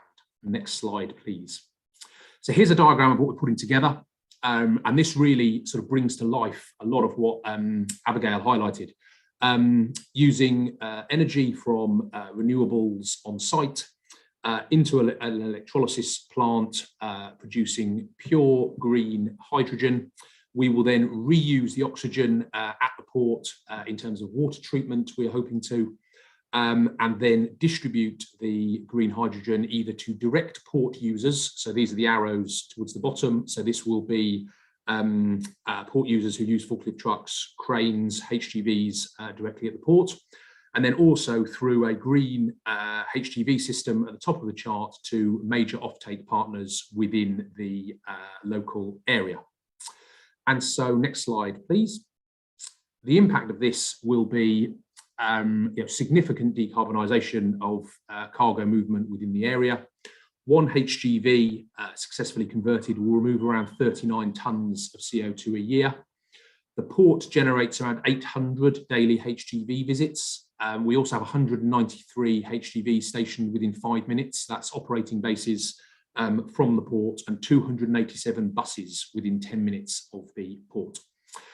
We've secured a local commitment to convert around 2 million litres a year. So in essence, that's clear commitment from customers who will be interested in the green hydrogen when available. We have challenges within the project. We've got challenges with grid connectivity, with renewable power expansion, and also at the moment, the cost of converting vehicles remains challenging. So plenty to do, but we remain ambitious and really committed around what's possible here. And we believe we've got a number of really unique opportunities at the site to make this green hydrogen hub work. I'm now going to hand you over to Adrian, who is my colleague from Ricardo, to talk about what Ricardo are doing to support the development of the hub. Adrian. Thank you, Tom, and good morning to everybody. So just to pick up on what Tom has covered on the great work to create green hydrogen locally, I'll cover some of the activities going on at Ricardo. So for those of you that are perhaps not so familiar with Ricardo, we are a global engineering and environmental consultancy company specialising in transport, energy and scarce resources. So the company was founded actually more than 100 years ago in Sussex by Sir Harry Ricardo, and really the ethos of the company over those more than 100 years has been all around driving efficiency improvement, using resources more efficiently as we move forwards, and really our whole mission is around creating a world fit for the future. So we are a company predominantly of technical staff, engineers and scientists who are motivated every day to get up and come to work to make a difference here in developing new technology. And that's particularly relevant to the transport sector. And really hydrogen, green hydrogen in particular, is really a critical part of the recipe for decarbonising across many transport sectors. So we are working really across every sector, from motorcycles and cars to trucks, buses, off-highway machinery, marine, aerospace and rail. And as we move to a sustainable future, it's really one where we need to be making use of different renewable energy sources and fuel types to provide sustainable solutions. So hydrogen is at the key of that, and we're really active in developing the technology required to apply it into different applications. At our Shoreham Technical Centre, We're investing £2.5 million right now in developing new hydrogen test facilities. So these are state-of-the-art facilities that will allow us to develop and test the new technologies needed to apply hydrogen solutions into different transport and energy applications. So there's lots of projects. Well, just to highlight perhaps some of the images there at the bottom there, you can see the site on the left. We will have facilities running by early next year, which will give us the ability for developing both fuel cell systems that Abigail mentioned, but also for using green hydrogen as a clean fuel for internal combustion engines, as well as a complementary solution to fuel cells. So there's lots of collaborative and client projects that we have underway. Most of the work that we do for commercial clients globally is confidential, but we also invest millions of pounds each year in research and development, much of which is done collaboratively with industry, academic and government partnerships to develop this technology. So just to give you a few of the examples of the things that we've got going on right now. So on the left there, we're currently running a project called HyraBus. And I know Patrick will talk more about some of the activities on bus technology later with Brighton and Hove. But this is a project actually through the Tees Valley Hydrogen Hub, although we are doing the engineering and development work here in Sussex. It's supported by the Department for Transport. And we are developing a fuel cell powered bus solution, which will give us a route not only to support manufacturers in bringing more fuel cell powered product to the market, but I think crucially also a route to retrofit existing buses that have a long life left and accelerate their transition to zero carbon. We've also got a project running with the University of Brighton, where at the university we are developing hydrogen combustion system solutions. So again, this is zero carbon, zero emission combustion solutions that can be applied to many applications that are using fossil fuels today. The third example there, the HyMet project. So again, this is a collaborative consortium project, actually with 11 different partners, led by EMEC, the European Marine Energy Centre in Orkney, in fact. And this is looking at both actually hydrogen fuel cells as well as hydrogen engine solutions for marine applications. And then in the aerospace sector, just one example is the collaborative project we are doing with Cranfield Aerospace Solutions, supported by the Aerospace Technology Institute and BAYES with Innovate UK, to develop, really push the boundaries of fuel cell system technology, improve their performance and power, and particularly reduce their size and weight to make them feasible for aircraft applications. So just a few examples of the things we're doing right here in Sussex in developing exciting technology. Clearly, we need this to come together with the work on the green energy supply to really implement an effective green hydrogen economy in the UK. Thank you. Well, thank you. Thank you both, Tom and Adrian. Some really great concrete examples there of the work that's being done in Sussex. And so let's bring it into even sharper focus. And as Adrian just said, we're going to hear now from Patrick Warner, who's the Head of Innovation Strategy for Brighton and Hove Buses. And Patrick's going to help us understand how zero emissions investments in buses and infrastructure can be used as a really powerful enabling force for much wider progress on the overall decarbonisation of road transport. So Patrick, let me hand over to you. Thanks very much, Caroline, and thanks very much for inviting me to take part in this really crucial summit today to talk about the really challenging work that needs to be done. I think it's important to reflect for a moment that our journey in this as one of the region's local bus companies started with the sort of enviable task of, if we were faced with the need to go zero emission in the next few years, this was back 5 years ago, how on earth would we do it with a regional fleet of just over 400 buses that are really heavily used and operating in quite challenging conditions? And before I talk about the zero emission transition that we now have in play. I think it's really important to reflect on the heavy investment that we've been taking place in the last 6 years to drastically cut those emissions, whilst we were figuring out how we were going to journey to zero emission. So a third of our fleet now is Euro 6 emission. That's a heavy investment of around 100 buses, just over 100 buses in the last 5 years. Those have really slashed our emission footprint in that time, where on a tailpipe for tailpipe basis, the emissions coming out the back of one of our double-decker buses is just a tiny fraction of that comes out the back of most of the commonly used cars with comparable diesel engines on the roads today. So we've made some massive progress.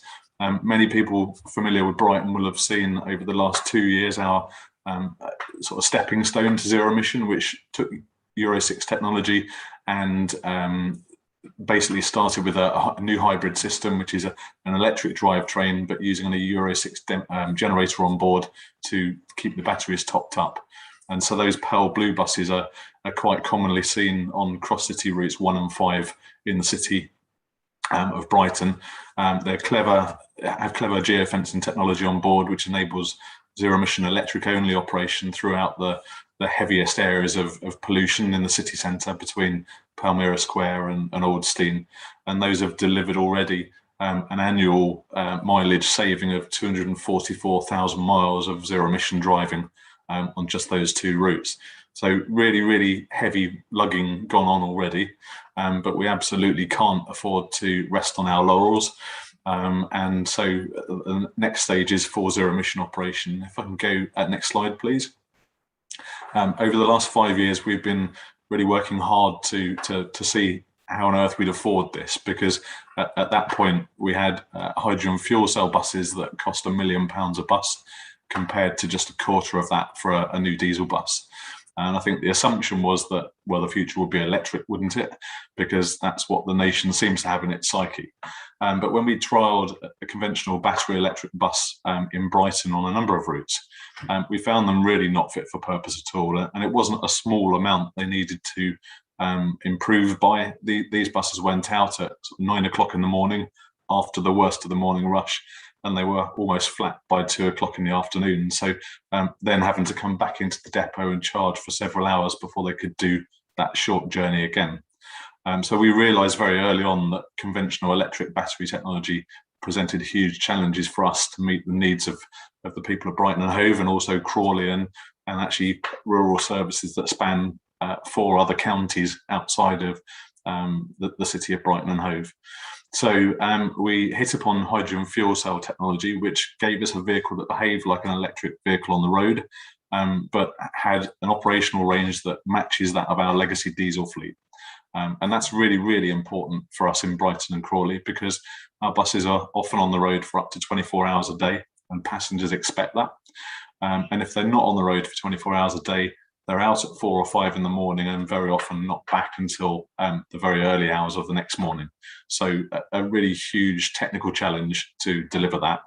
And then when you throw in very heavy passenger loadings, because Brighton benefits from having the highest use of buses per head of population of anywhere in the UK outside of the capital in London, we carry huge numbers of people all year round.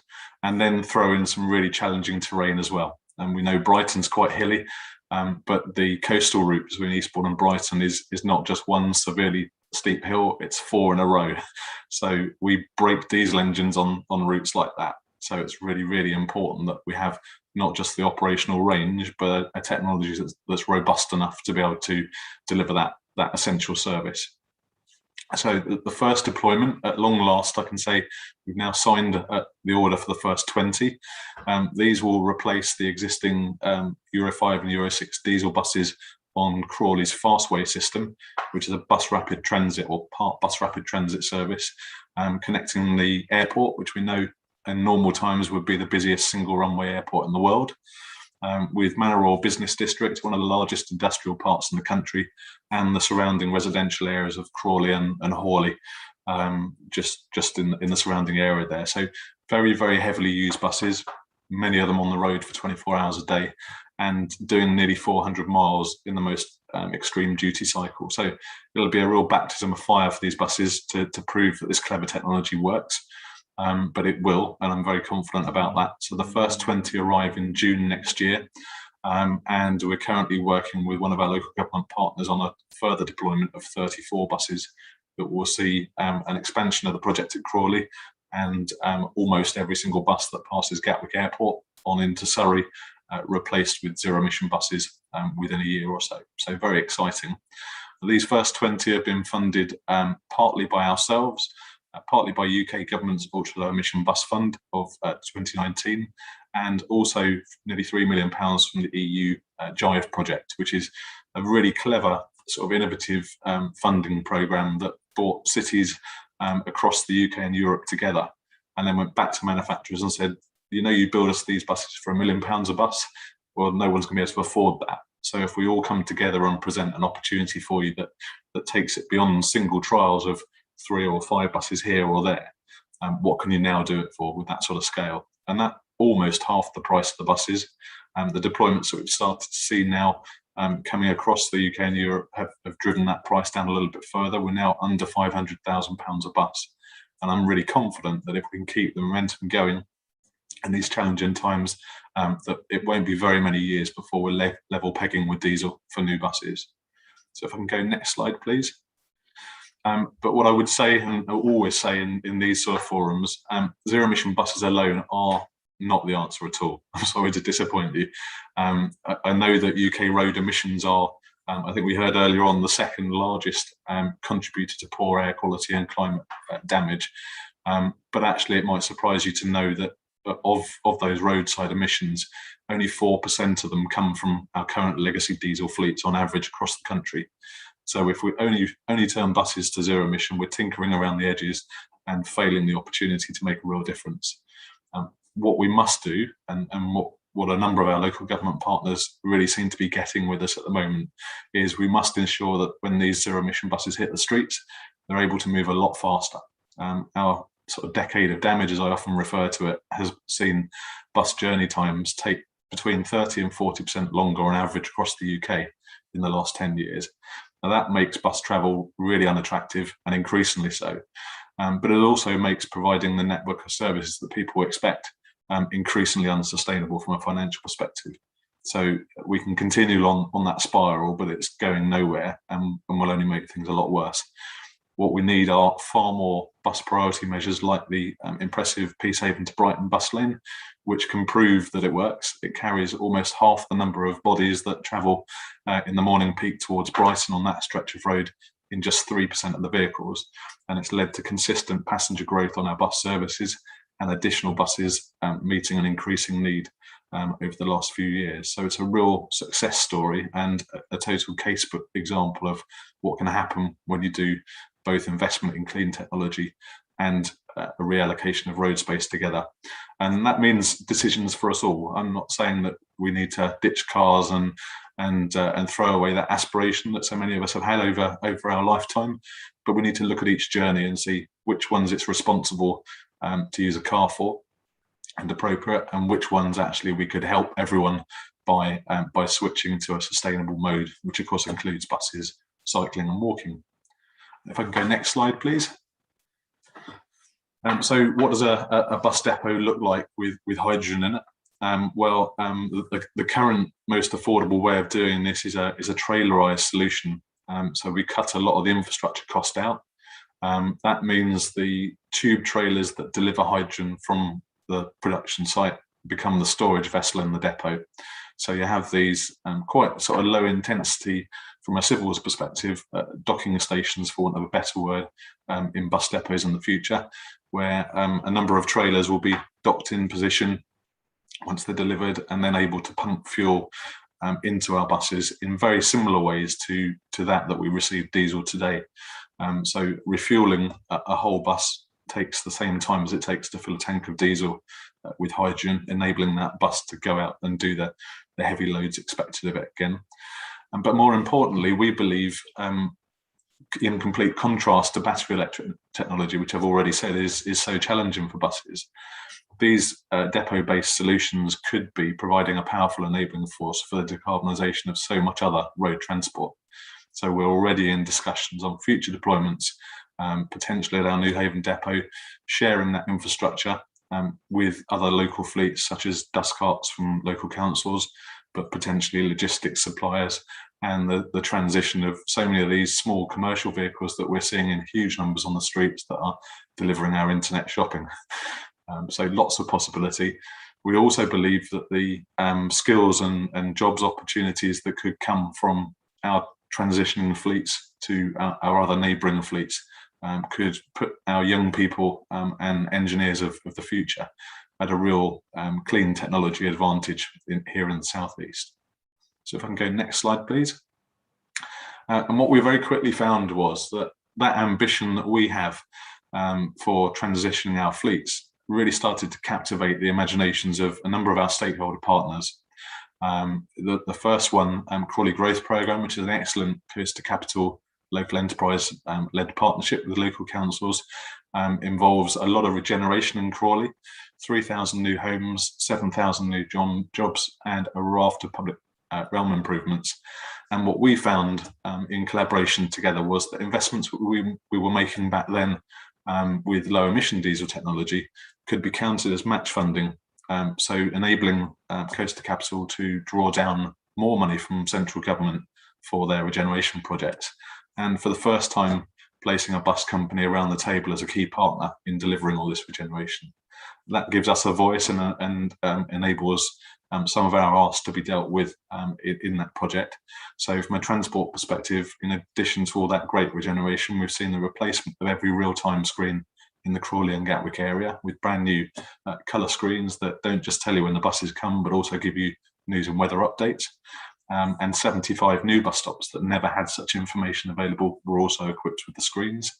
It's seen funding for a concept, or new concept we call super hubs, which is basically reimagining the humble bus shelter and trying to create a much nicer space for people to use, and not just interchange with buses, but also other sustainable modes and potentially coffee and parcel collection as well.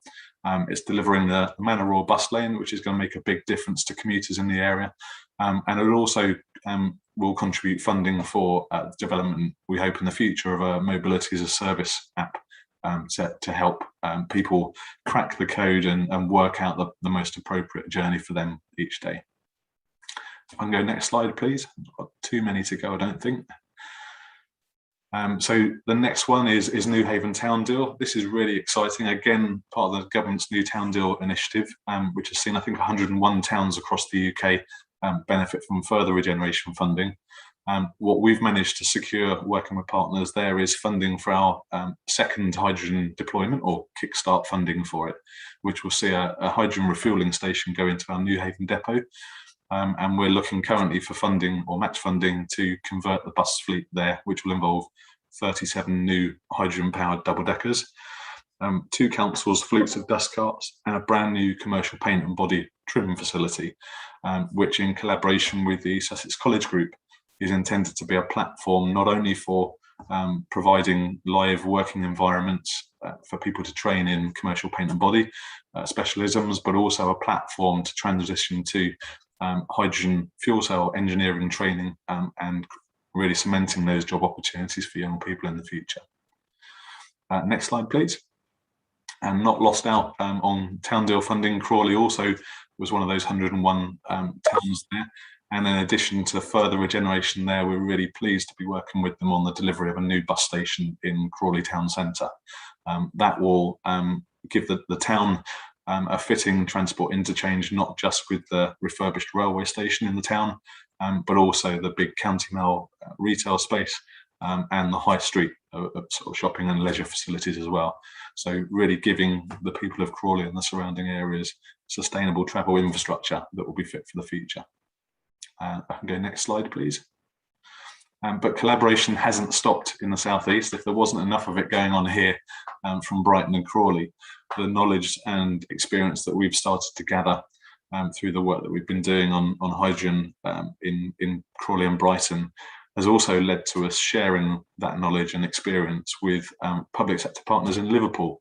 So I now am part-time in the southeast and also part-time in the northwest on a secondment for Liverpool City Region Combined Authority, which is the Metro Mayor organisation there, where they've had an aspiration to deliver 20 hydrogen buses there as a trial. I'm now leading the deployment of those first 20 buses, but also developing a strategy to deliver the Mayor's vision of a 1,000 and 1,200 bus city region fleet in zero emission format in the next decade as well. So really exciting work there, and that increasing scale now starting to drive those bus prices down, and also the fuel to a cheaper level as well. And then next slide, please. But it doesn't stop there. Obviously, we've come through a really challenging period with COVID, where bus patronage levels dropped to back at the first lockdown just 5% of normal passenger numbers, which is devastating for anyone in the bus industry. No one's ever seen a decline in patronage like this. We worked hard to restore confidence during the pandemic, so we use hospital grade chemicals to clean the buses. We introduced town centre crews in both Brighton and Crawley to jump buses as they pass through the town centre and city centre every few hours, ensuring that each bus got an extra 5 cleans a day on average. And we also converted some of our hibernating buses into mobile vaccination stations in both Crawley, Surrey and in Brighton, enabling some of those least accessible communities to get jabs into arms and really boost that fantastic success story that has been the vaccination campaign. But as we come out of the pandemic, it's going to be really crucial that we don't just restore confidence in bus travel, because I'm confident that the measures we've taken mean that it's one of the safest public spaces you can be. And certainly swab testing is proving that buses have and trains have virtually no traces of COVID in them at all. So that's great news. But also how we scale the hydrogen bus fleets of the future faster. So we're actively looking with Ricardo and others at how we can retrofit our existing diesel fleets, many of which have many useful years of service left, but could become banned from city centres, particularly in Brighton, in the next few years, because they're not the latest diesel technology. So we're actively looking at how we can recycle those buses effectively, remove all the diesel powertrains and retrofit them with zero emission hydrogen fuel cell technology, further creating opportunities, I think, for learning skills and jobs in the southeast, but also scaling that fleet faster and pushing the price of hydrogen down even further as the scale grows. So I think that pretty much covers our efforts at the moment. Thank you very much for listening, but more than happy to take any questions that might follow. Thank you so much, Patrick. And I mean, it's just so fantastic to see so much real stuff really happening. I think that there's so much talk, you know, whether you listen to Greta Thunberg or Prince Charles or all points in between, there's a lot of talk. And I think a lot of members of the public feel there's not much action. So it's been great to see some of those really tangible examples. Could I just ask Patrick, would you stay on, because we have got a couple of questions that have come in that are very specific to hydrogen. It'd be great to have you. And if I could ask Tom and Adrian and Abigail, if you're still there, if you could just come off mute for me, because I think it would be great just to get your perspective on these questions. The first one was really interesting. So the question came in, for green hydrogen, what level of renewables would the UK need to deploy to meet demand for industrial use and transport? Okay, so what level of renewables would the UK need to deploy to meet the demand for industrial use and transport? It's probably a really impossible question, but if any of you have a view, that would be great. Abigail. I was just looking back at what the Committee on Climate Change have reported. At the moment, the UK currently produces around 27 terawatt hours of hydrogen a year. And the Committee of Climate Change have calculated that by 2050, we'll need around, well, between 270 terawatt hours of hydrogen and possibly up to 591 terawatt hours, depending on the amount of hydrogen that's used across the economy. this is going to be a huge amount of hydrogen. Obviously, Scotland's power is already 100% renewable, and so they're looking at isolating, installing further hydrogen production capacity, which is their ambition is as big as the UK's hydrogen ambition. So that I think it's areas where we have much more renewable capacity, where they'll be looking at having greater green hydrogen production. Okay, Adrian. Yeah, just to add a little bit perhaps to Abigail's comment. I mean, it's a great question, but a really complex one, frankly. And there are many studies out there forecasting on what the right strategy is across all of the different sectors for sustainable energy in the future and how we achieve that. The comment I was going to add here is just to say, this is why it's so important that we really understand the different applications and their uses cases and use renewable energy in the most efficient way that we can. Yeah. We clearly need green hydrogen, but it takes about 3 times as much renewable electricity to make green hydrogen as it does to use the electricity directly. Yeah. That's why we're focused on the sectors and applications that are high energy use, whereas Patrick outlined, battery electric isn't really viable today. Yeah. I think the other point is to note that green hydrogen is not just an energy source; it's an energy carrier. So as we move forwards to a world where we are, where the majority of our energy is coming from renewable sources, those renewable sources are inherently variable in their supply, wind, solar, etc. Yeah. So we also need effective ways to store renewable energy and reuse it in different locations at different points in time. And the hydrogen economy plays a critical role in that as well. That's actually a really, really important point, I think, for people to understand. We've just, in our current energy crisis, if one can call it that, we're seeing that very issue of, not windy enough in the summer. Although where I am in Cornwall, trust me, it was plenty windy. But anyway, okay. So I have another quick question before I let you guys go. So somebody here has said it's really good to hear about the increase in hydrogen activity and development. Yes, absolutely. This is somebody who works for Department of Work and Pensions. They're interested in the jobs that would be generated as a result. And we'll pick this up in the panel discussion in just a minute. But the question here is, you've mentioned the skilled engineers involved, but do you envisage an increase in lower skilled entry-level opportunities or apprenticeships too that would be driven by this shift to hydrogen? Patrick. Yeah, happy to contribute there. I mean, we have apprentices in our business and graduates in some roles as well every year. So it's really a continuation of that. But as the transition to zero emission takes place, obviously those become new opportunities with new skills. But I do think the retrofitting side of what I was talking about has particular potential to create additional opportunities, both from a learning and skills and also job perspective. There are 38,000 diesel buses in the UK at the moment.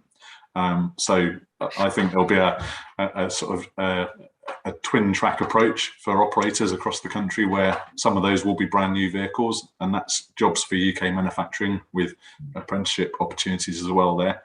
But it's also going to be retrofitting midlife vehicles, which is environmentally responsible in itself, because you're not discarding useful vehicles before their time is up.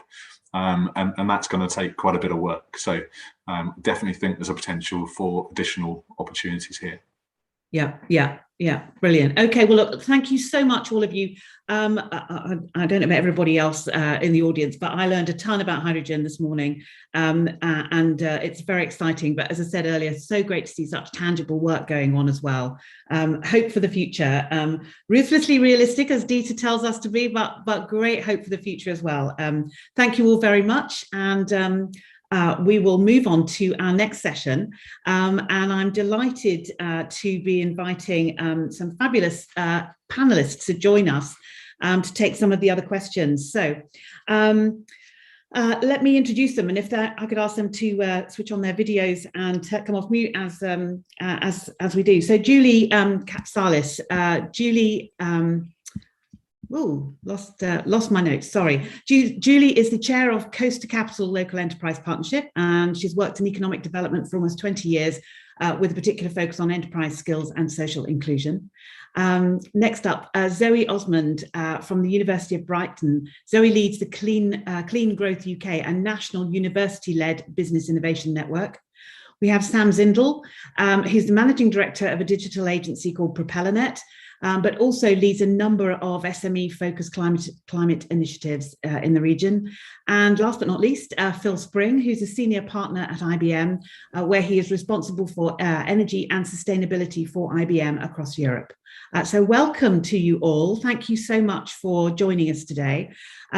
We have a couple of sessions with all of you, as you know, but for the benefit of everybody else. So we're going to tackle a couple of questions now, and then we'll be back a little later to tackle some more. Julie, I'd like to come to you just on that last point about the skills and the level of skills that are going to be needed, but also opportunity created by some of these amazing new technologies coming on board. So just building a little bit on what Adrian and Patrick had to say there. What's your view? I mean, it doesn't even have to be specifically to hydrogen, but just these new technologies.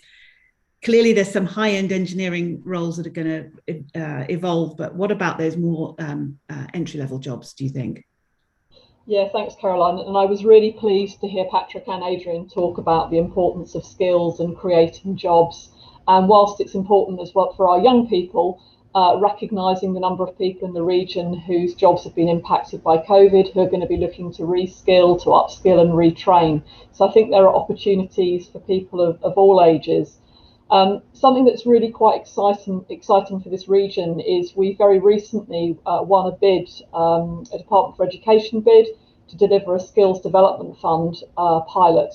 And we've chosen to focus on skills within green technologies and really looking at skills within further education, but being mindful of the strengths of our region's universities and how we can ensure that the skills we develop have progression ladders for those people that want to continue their learning to advance to university. So we have a number of streams we're working on. Absolutely delighted that it covers a number of areas we've talked about today, including hydrogen, decarbonisation, kelp, carbon literacy, and linked to the horticulture and agriculture sector, which is so important to us. But I think that the key point that I would say is it's about raising awareness. We want young people or people of all ages to see the exciting range of careers that already exist and will exist in the future within these sectors, and to enthuse them and encourage them to look to study in areas that will lead to jobs in these sectors, but also to encourage innovation so that we're constantly pushing the boundaries of how we use these technologies across all of our sectors. So as I said, really pleased that this is the first time that all the colleges across East Sussex, West Sussex and Brighton and Hove have come together with a real focus on what we can do together to support further education around green technologies. That's fantastic. And I want to pick up on something you talked about there, which is really, you know, the understanding, the literacy, the communication around these issues to boost awareness of the opportunities that will therefore derive from that. But we had another question which touches on something slightly tangential but similar. And the question said this: David Attenborough has said that tackling climate change is now a political and communications challenge. How can we communicate the issues and actions we need to take for the people who do not understand the language of complex science? And so I think that's really interesting because it comes back to that understanding. I wonder, Zoe, could I ask get your perspective on that first up, please? Yeah, hi. I think it's about communicating those messages in a way that people can understand. And we've got a lot of expertise from behavioural change scientists, nudge experts, and people who are just fantastic at marketing, which includes a lot of businesses. And we have a lot of great marketing agencies in Brighton. I think Sam Zindel would like to probably come in on this in a minute. Yeah. But I would say it's about understanding what motivates people, understanding what nudges them. Not patronising, not blinding them with science. So communicating to them with the right messages, with the right stories that are going to be inspiring, not motivated by fear, but motivated by the wonderful future that we can have if we embrace the transition, if we embrace green technologies and nature-based solutions as well. Yeah. So, if you just take nature-based solutions as one example, it's not just about carbon storage, it's about biodiversity, it's about, increasing the numbers of amazing, plants and animals that we interact with, our access to nature. That's so wonderful for mental health and for physical well-being. So myriad benefits. How do we communicate those benefits? Let's use the experts. Let's use experts in marketing. And I think national government, local government, and also all the leading organisations, whether they be businesses or public sector, need to get onto that journey as part of the, the main bits of work that Dieter spoke about, really, which is mapping and reducing our emissions, and then looking at our nature-based solutions for sequestration. It's part of the picture for both of those. Sam, you, the MD of a digital agency, so you're a communications guru, but do you want to just add some thoughts to that? Yeah, thanks, Caroline. I think the messaging around climate change is changing. I think most people have woken up to the need for us to change what we're doing and how we're operating. And they're very, particularly in the UK, I think everyone's on board with that now. But that wasn't the case 5 years ago. It's taken, the activist movement to really drive that, and then for governments to listen and begin to talk the right talk. Remains to be seen how much they're walking the walk of that now. But then I think it's understanding the audience that we're speaking to. So I do a lot of work with SMEs and smaller businesses, and they are bamboozled and overwhelmed and have no money or time to really be focused on the climate agenda.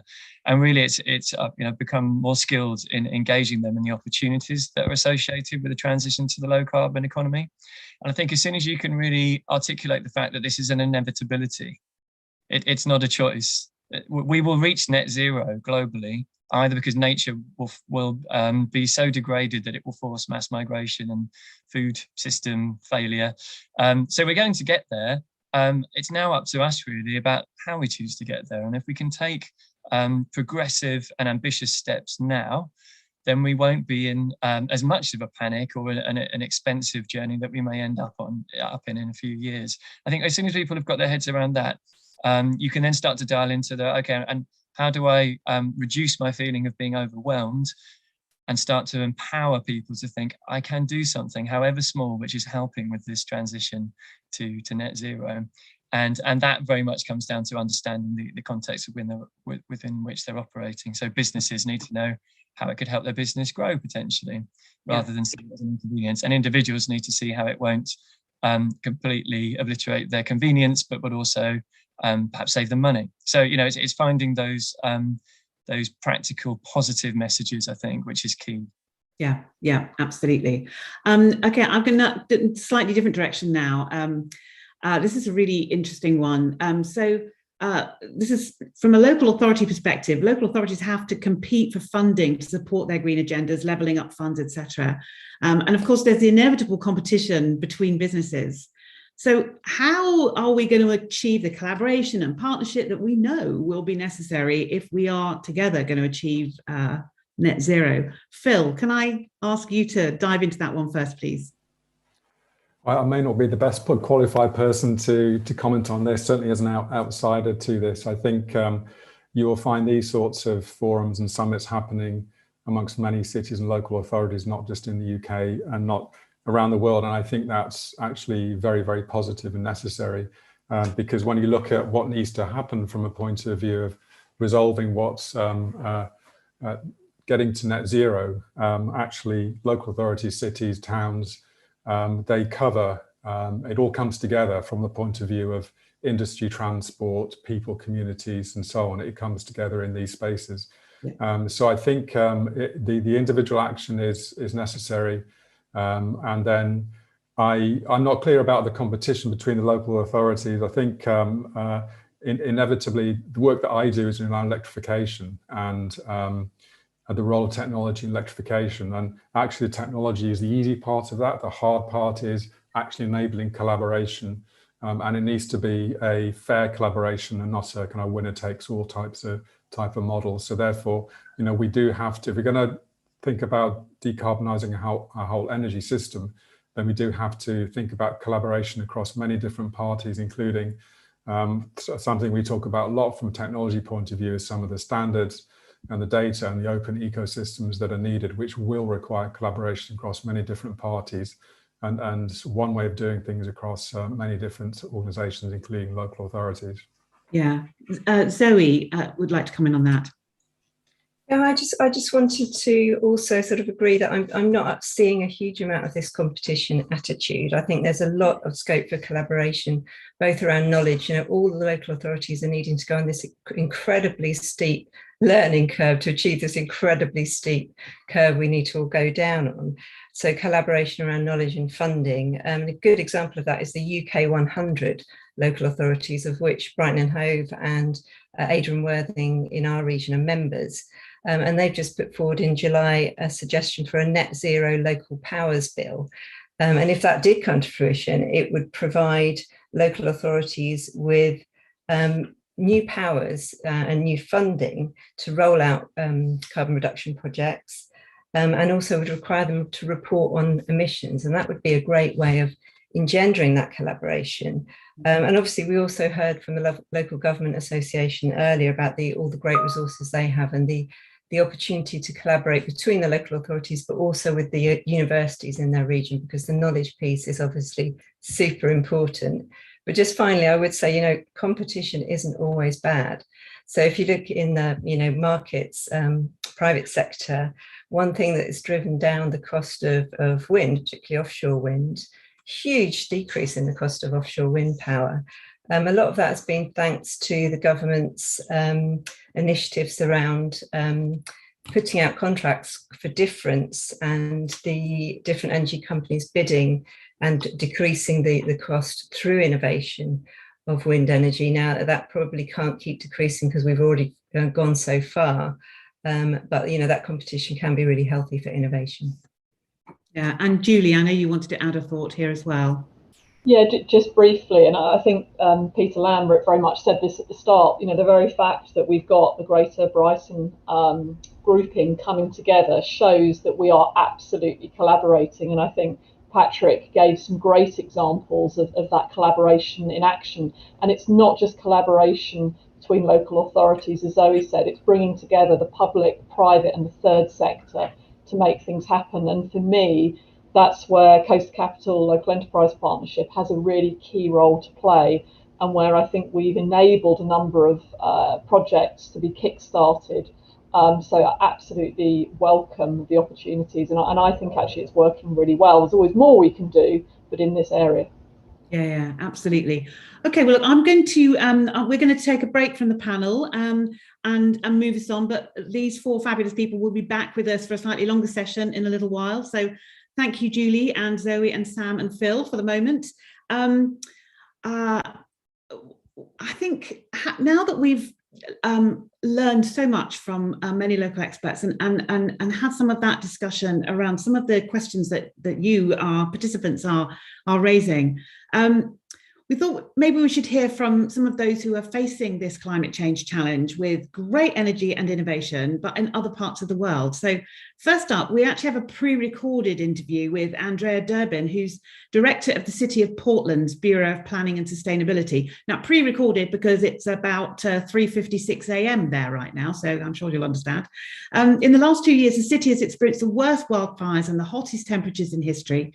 But despite the city's decades-long reputation as a sustainability innovator, it is now literally in the eye of the climate change storm.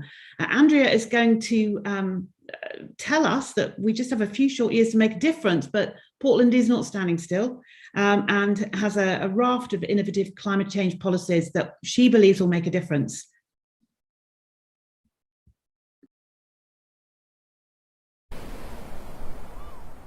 I'm Andrea Durbin. I'm the Director for Planning and Sustainability in the City of Portland, Oregon, in the United States. And my bureau is responsible for all the climate planning for Portland.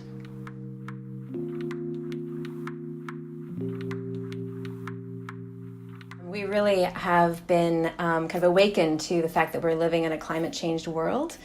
In the last couple of years, last summer, we experienced wildfire events. The West is on fire generally in the West Coast of the United States, but they came very close to Portland, and we had a week where we were shuttered in our homes. We couldn't leave because the air quality was so bad. Portland had the worst air quality in the world during that week, and we didn't see the sun for days. And this past summer, the big challenge for us was extreme heat events, what was called a heat dome, that we had high heat for multiple days, and in a city that's not really prepared for it. We don't have many homes with as much air conditioning, and we don't live in a generally hot climate. So it really it led to many people dying. Over 60 people died in our county area, and really kind of underscored that we need to do more to accelerate not just action on climate change, but also really preparing for the impacts of climate change, because we're seeing it. Obviously, we saw it around the world with extreme rain events in Asia and Europe, and I think the news cycle is almost daily of hearing about the impacts of climate change. So it's an awakening for us, and it should be awakening for everybody.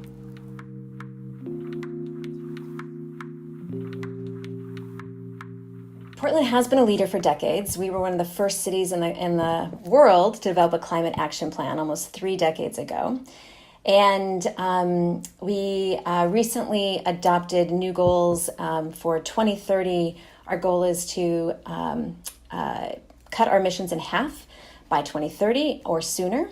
And then by 2050, it's to become a net zero city or sooner. And I just want to emphasize the or sooner, because I think it's really important for us to recognize that we probably need to go faster than what we kind of originally thought. We need to be thinking about how do we transition, how do we build a zero carbon economy, a zero carbon city faster than we've set the goals for.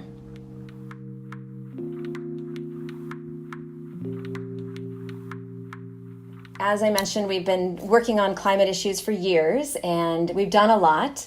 But what we recognized when we looked at it is that the strategies and approaches that we took, sometimes they were really effective in reducing emissions, and sometimes they were not. And so we've developed a new tool called a pathways analysis, which helps us look economy-wide at what are the most effective strategies to reduce emissions from the building sector, the transportation sector, on the industry side. And really provides a kind of full approach and analysis for us to kind of make choices and make policy choices. And what's important is that that's focusing on reducing emissions on the mitigation side. We also recognize that we need to center people in our solutions. And so our city council adopted a climate emergency declaration where they adopted our accelerated goals.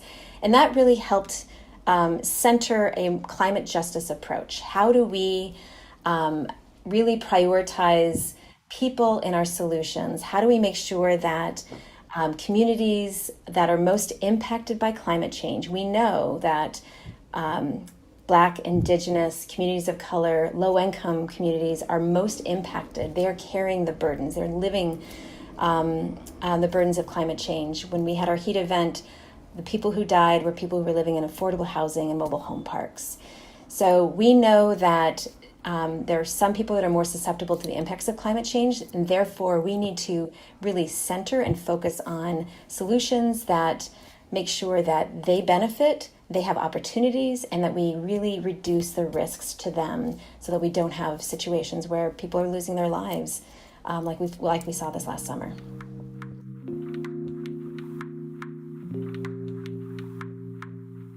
So we have our emission sources, our biggest emission sources are buildings and transportation, like many cities.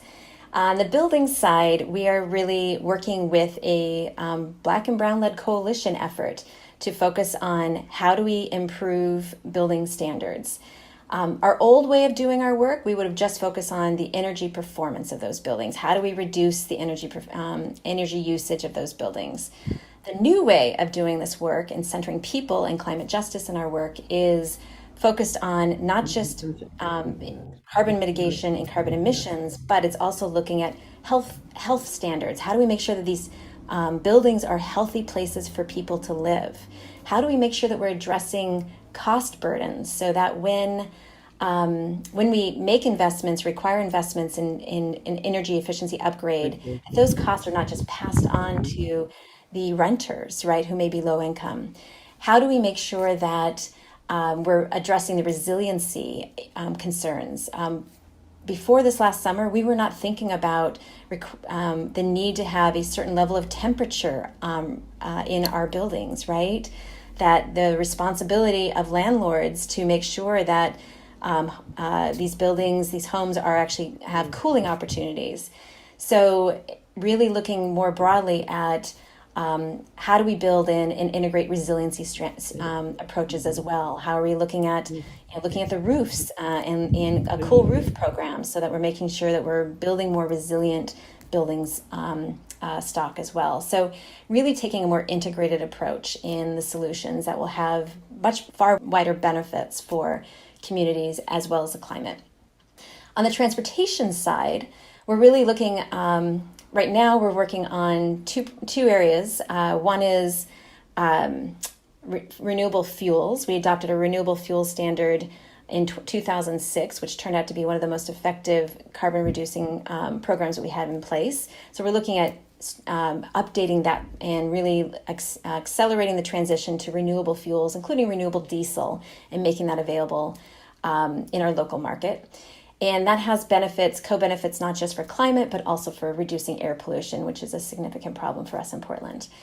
We're also looking at electrification and how do we make sure that we're building up new opportunities for electrifying and building an infrastructure across the city. But also we have a code project going on, which is called an EV Ready Code, making sure that buildings are ready for enabling charging in homes and buildings. And we're focusing on multifamily buildings, apartments, because again, we're looking at kind of connecting those dots and making sure that low-income residents have an opportunity to get into an electric vehicle as well. In fact, if you look at reducing transportation cost burdens, we need to be prioritizing making the electric vehicles an option for low-income residents first and foremost, because the dollars that they put towards transportation is much higher, right? And so electric vehicles, cost less to operate, cost less to maintain, and so it's one way that we can actually help lift up communities and make sure that people have put their dollars towards their families rather than to transportation costs. So those are some examples.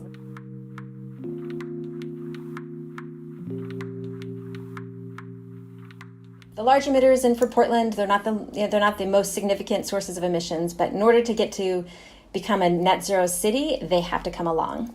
And so we have started a dialogue and a process with the largest emitters, and for us, that's large industry. It's also institutions like universities and hospitals, and we've been involved with these stakeholders in the last year, and really around a conversation about how to decarbonize. And when we began, they were really talking about energy efficiency and all the work that's happened on energy efficiency, because that's kind of where we've been.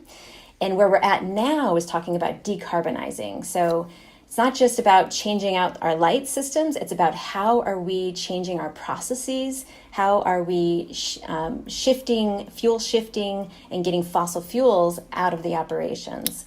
And that's the conversation that we need to be having. And so we're looking at, we're developing a policy now that really addresses that in a couple of ways. One is it would require decarbonization audits for all the largest emitters of greenhouse gas emissions. So third-party audits, so everybody is on the same page and understands kind of what are the opportunities for reducing emissions, what are the fuel switch opportunities, where's the technology right now, and what are those opportunities about what can be adopted or what's coming up in the next, what's under development. And so decarbonization audits is the first step. And the second step is to put a price on carbon and have and really place a value on those emissions, and then direct some of those emissions back to investments, on-site investments for reducing. So actually being a partner in helping make those emission reductions and decarbonization investments. And so that's work that we think is really essential. But the other conversation that's come from the stakeholder process has been the idea that our large emitters really want to be leaders. They want to be clean industry leaders. They want to figure out how to get to be a net zero industry. And so we are developing a public-private partnership to create a clean industry hub, a hub that would provide kind of research, technical support, help kind of connect the dots, also look at policy changes and policy opportunities to, for instance, renewable natural gas right now. Renewable natural gas is really an important transition fuel, and and it's limited in its availability. So how do we prioritize the highest and best use for renewable natural gas for industrial uses over buildings? We can electrify buildings. We can't electrify intense industrial processes. So really looking at kind of what the policy opportunities are there, but doing that in a collaborative way. So again, this is early work underway, but we're excited to have this engagement with industry, and also excited about the opportunity for Portland to really lead and put our stamp on. We need to be operating and moving towards being a decarbonized economy, and having industry be partners in that effort.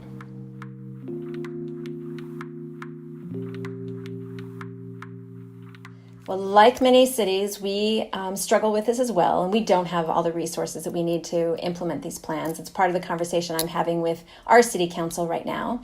We are looking at new strategies and new approaches. So, for instance, Europe has actually been a leader in this. Pricing congestion is a new strategy that we're looking at, that we're expect to make some proposals to our city council next year. Pricing parking higher, looking at pricing the right-of-way and access to the right-of-way. The carbon fee I just mentioned is another, really looking at how do we price the pollution and what we want less of, and using those resources to invest in this transition is kind of the approach that we're looking at and applying. Again, all of that is in the works, and we're looking at developing these proposals. But what has happened in the last couple of years has been a very exciting proposal that community initiated and community led, and that is what's called the Portland Clean Energy Fund. And community developed this proposal and put it on the ballot for voters, and voters adopted it overwhelmingly in 2018. So now my bureau, Planning and Sustainability, is administering it. And we just came out with a request for proposals, our second one, and we're going to be distributing $60 million in clean energy investments. So again, it's really helping us provide investments into directly to community, doing community-led work. So retrofitting homes that are prioritizing Black and brown households, investing in community solar, investing in green infrastructure, addressing the tree disparity that we have in the city, where in the east side of our city, we're more lower income and higher racial and ethnic diversity. That's where we have the fewer trees. And so how do we address that tree disparity across the city? That example, when we had our extreme heat event, in these neighborhoods, in our eastern part of East Portland, neighborhoods were about 10 or 12 degrees higher than the rest of Portland. So, this fund, the Portland Clean Energy Fund, will really be an incredible tool and help us make this transition and really invest in the clean energy transition we need to have, but do it in a people-centered, climate justice way.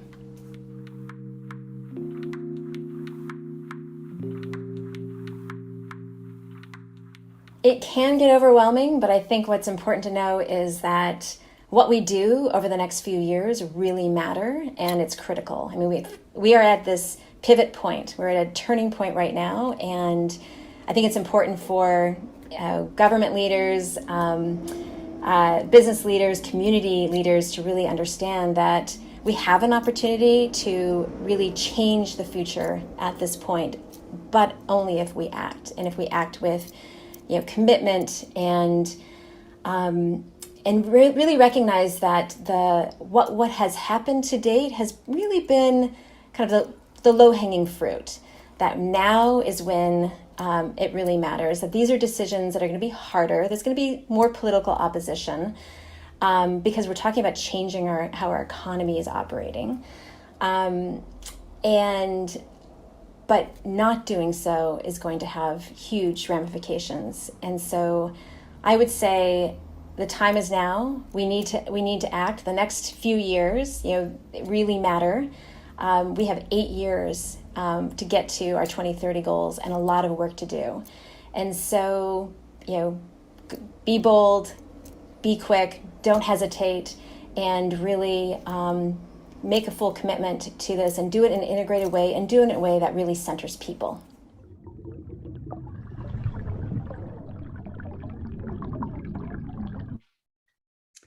Wow. Well, if that wasn't a call to action to all of us, I'd love to know what is. Thank you so much to Andrea and also to Mike Gilson, who conducted that interview for us. So look, we're going to move forward about 10 time zones to the east. And I would love to introduce you to Elina Ojala, who is the Environmental Director for the city of Lahti in Finland, which also happens to be the European Green Capital of 2021. Elina is going to talk about the challenges, achievements and progress towards a really ambitious target to be net zero by 2025. Elina, over to you. Thank you very much. It's a pleasure to be here.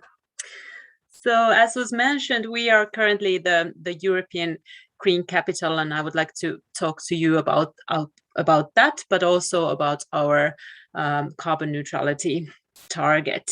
So my name is Elina Ojala, and I'm the Environmental Director in the city of Lahti in Finland. So what is this European Green Capital?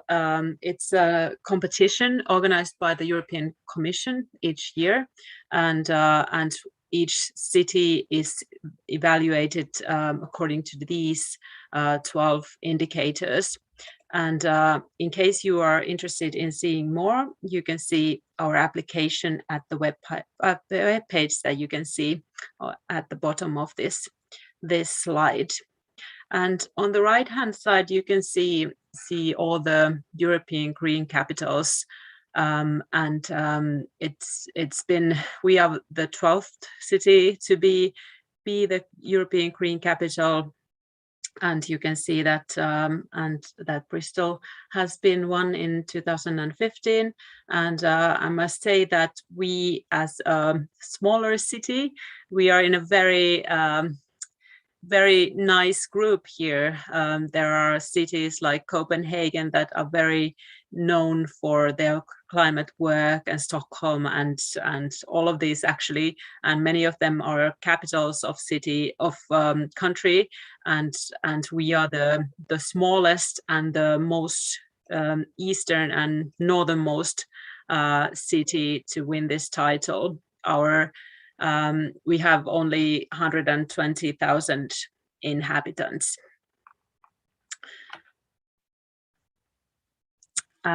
We applied for 3 times in total, and I must say that the third time was the final one, whatever the result would have been. It's a lot of work to apply, but it really paid off, I must say. But our environmental work didn't just start when we started applying, but it started decades ago, actually, with the lake restoration project. The lake that you can see behind me, actually, it was heavily polluted by communal wastewater and industry, and now it's a place for people to enjoy, and we can swim in it and eat the fish and so on. But at that time, it wasn't clear that everyone actually wanted it to be cleaned. But now it's obvious that it's a very nice and a source of vitality to the city as well. And then I would like to point out the year 1998, when a waste management system that was based on source separation was put in place. And it was quite of a pioneering work also at the national level. We didn't have many of these systems at that time, and we are still using this. Of course, it has a new form now, but anyhow. And then in 2019, we abandoned coal in the use of district heating production, and that was it made a difference to our CO2 emissions. And today we are the European Green Capital. You see, this is a milestone in our path that continues. And then we already look to the year 2025, where we have our carbon neutral target. So indeed, we aim to be carbon neutral already by 2025. And this is 10 years ahead of the national target in Finland and 25 years ahead of the EU one. And also waste-free city in 2050. And what does it mean for us? There are different definitions for climate neutrality, but we aim to cut our emissions by 80% when compared to the year 1990. And then we bind the rest in carbon sinks, and the rest that remains, we need to compensate in other means. The energy sector and transport sector are actually at the moment about the same size as these pillars of emissions, and then there are other sectors, for example, oil heated houses and these kind of things.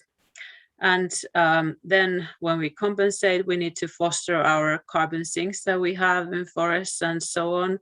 And wooden construction is something that Lahti really wants to get better at, and we have developed a center for carbon neutral construction industry. And there we want to promote the wooden construction because it works as a storage for carbon. And then of course the rest we need to compensate, but for that we don't have very clear rules yet at the national level.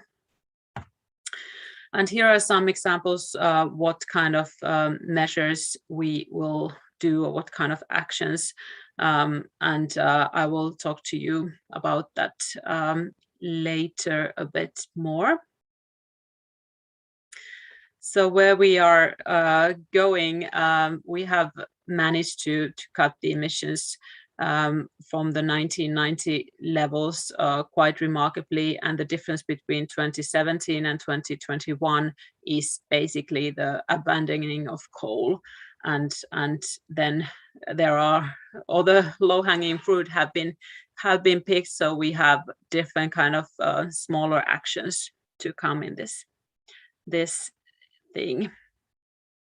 So we have our sustainable energy and climate action plan, and we have around 100 actions for mitigation and adaptation. And all of these actions are listed in our online tool, so everyone can see where the process is going, what is the status of these actions. So that's also a way of communicating transparently to the citizens. So this I mentioned already, so we have already done this, abandoning coal, and as I said, it was significant. And here you can see how it resulted in our energy production division. Now we use biomass and energy waste, and we are aware that this is a transition phase solution. So we need to have a shift from burning of things into something more sustainable, but it beats the burning of coal anyway. And then in the energy sector, we need to get rid of these oil heated houses, and we have different kind of national incentives that are available, and we have had a campaign in informing citizens about this and helping them to choose something else as the source of energy or heating. And then developing of two-way heating network and different kind of energy storage is very important. We have local biofuel production that's made of wastewater sludge and bio waste.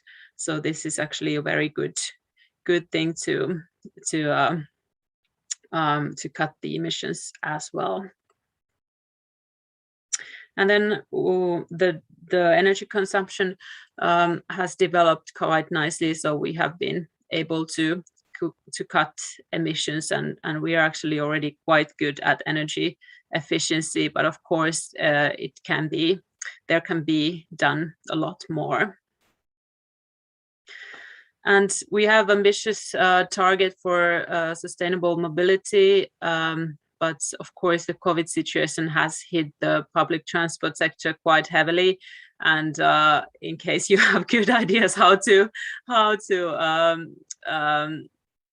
get better at that, that's very, very important. But I hope that people will have the courage again to hop on bus and of course we promote cycling and walking. And then we have our sustainable urban mobility plan with many actions as well, and it has been bound to our master plan. So urban planning is part of that, of course, and it's very important to have this connection.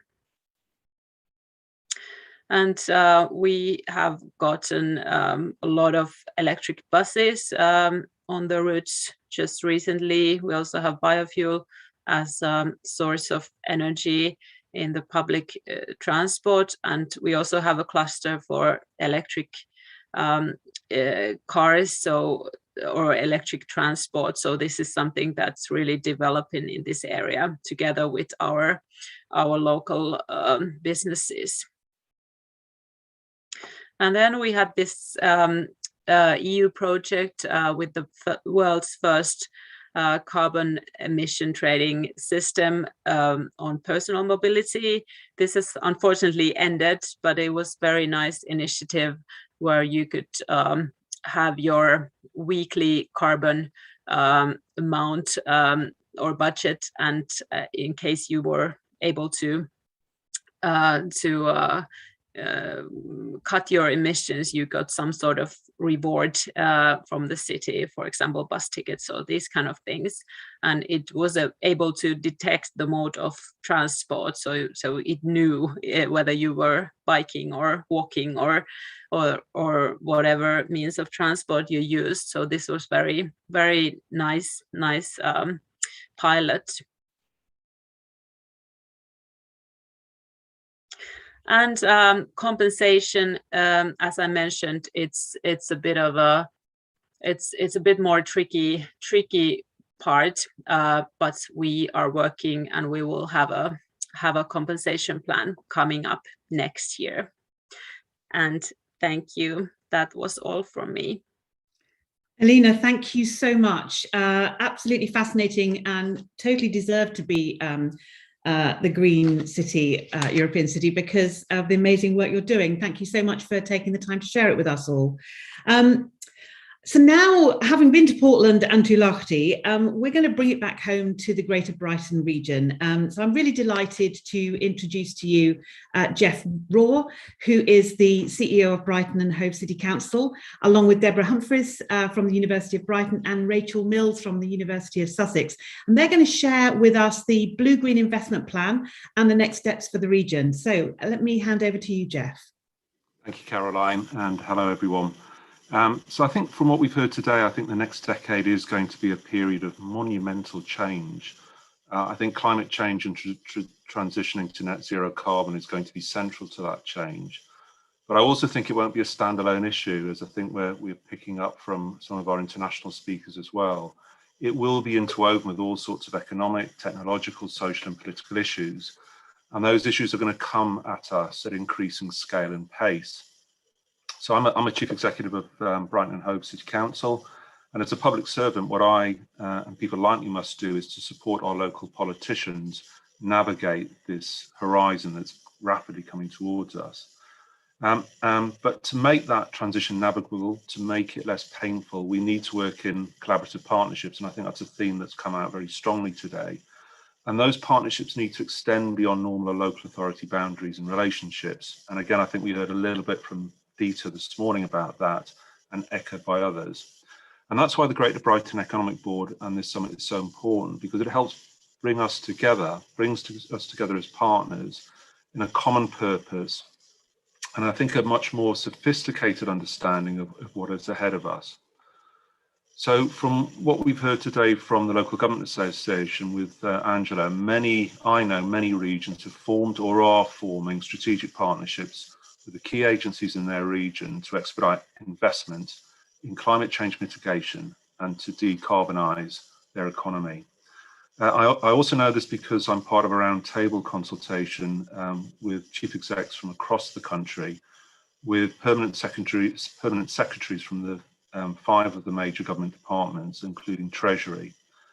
And now what's very important for me is that our city region needs to make sure we are raising our national profile with government, and that we can demonstrate that we're well organised and prepared as communities, as businesses across the region to benefit and better cope from what is likely to be this significant decade of change and transition.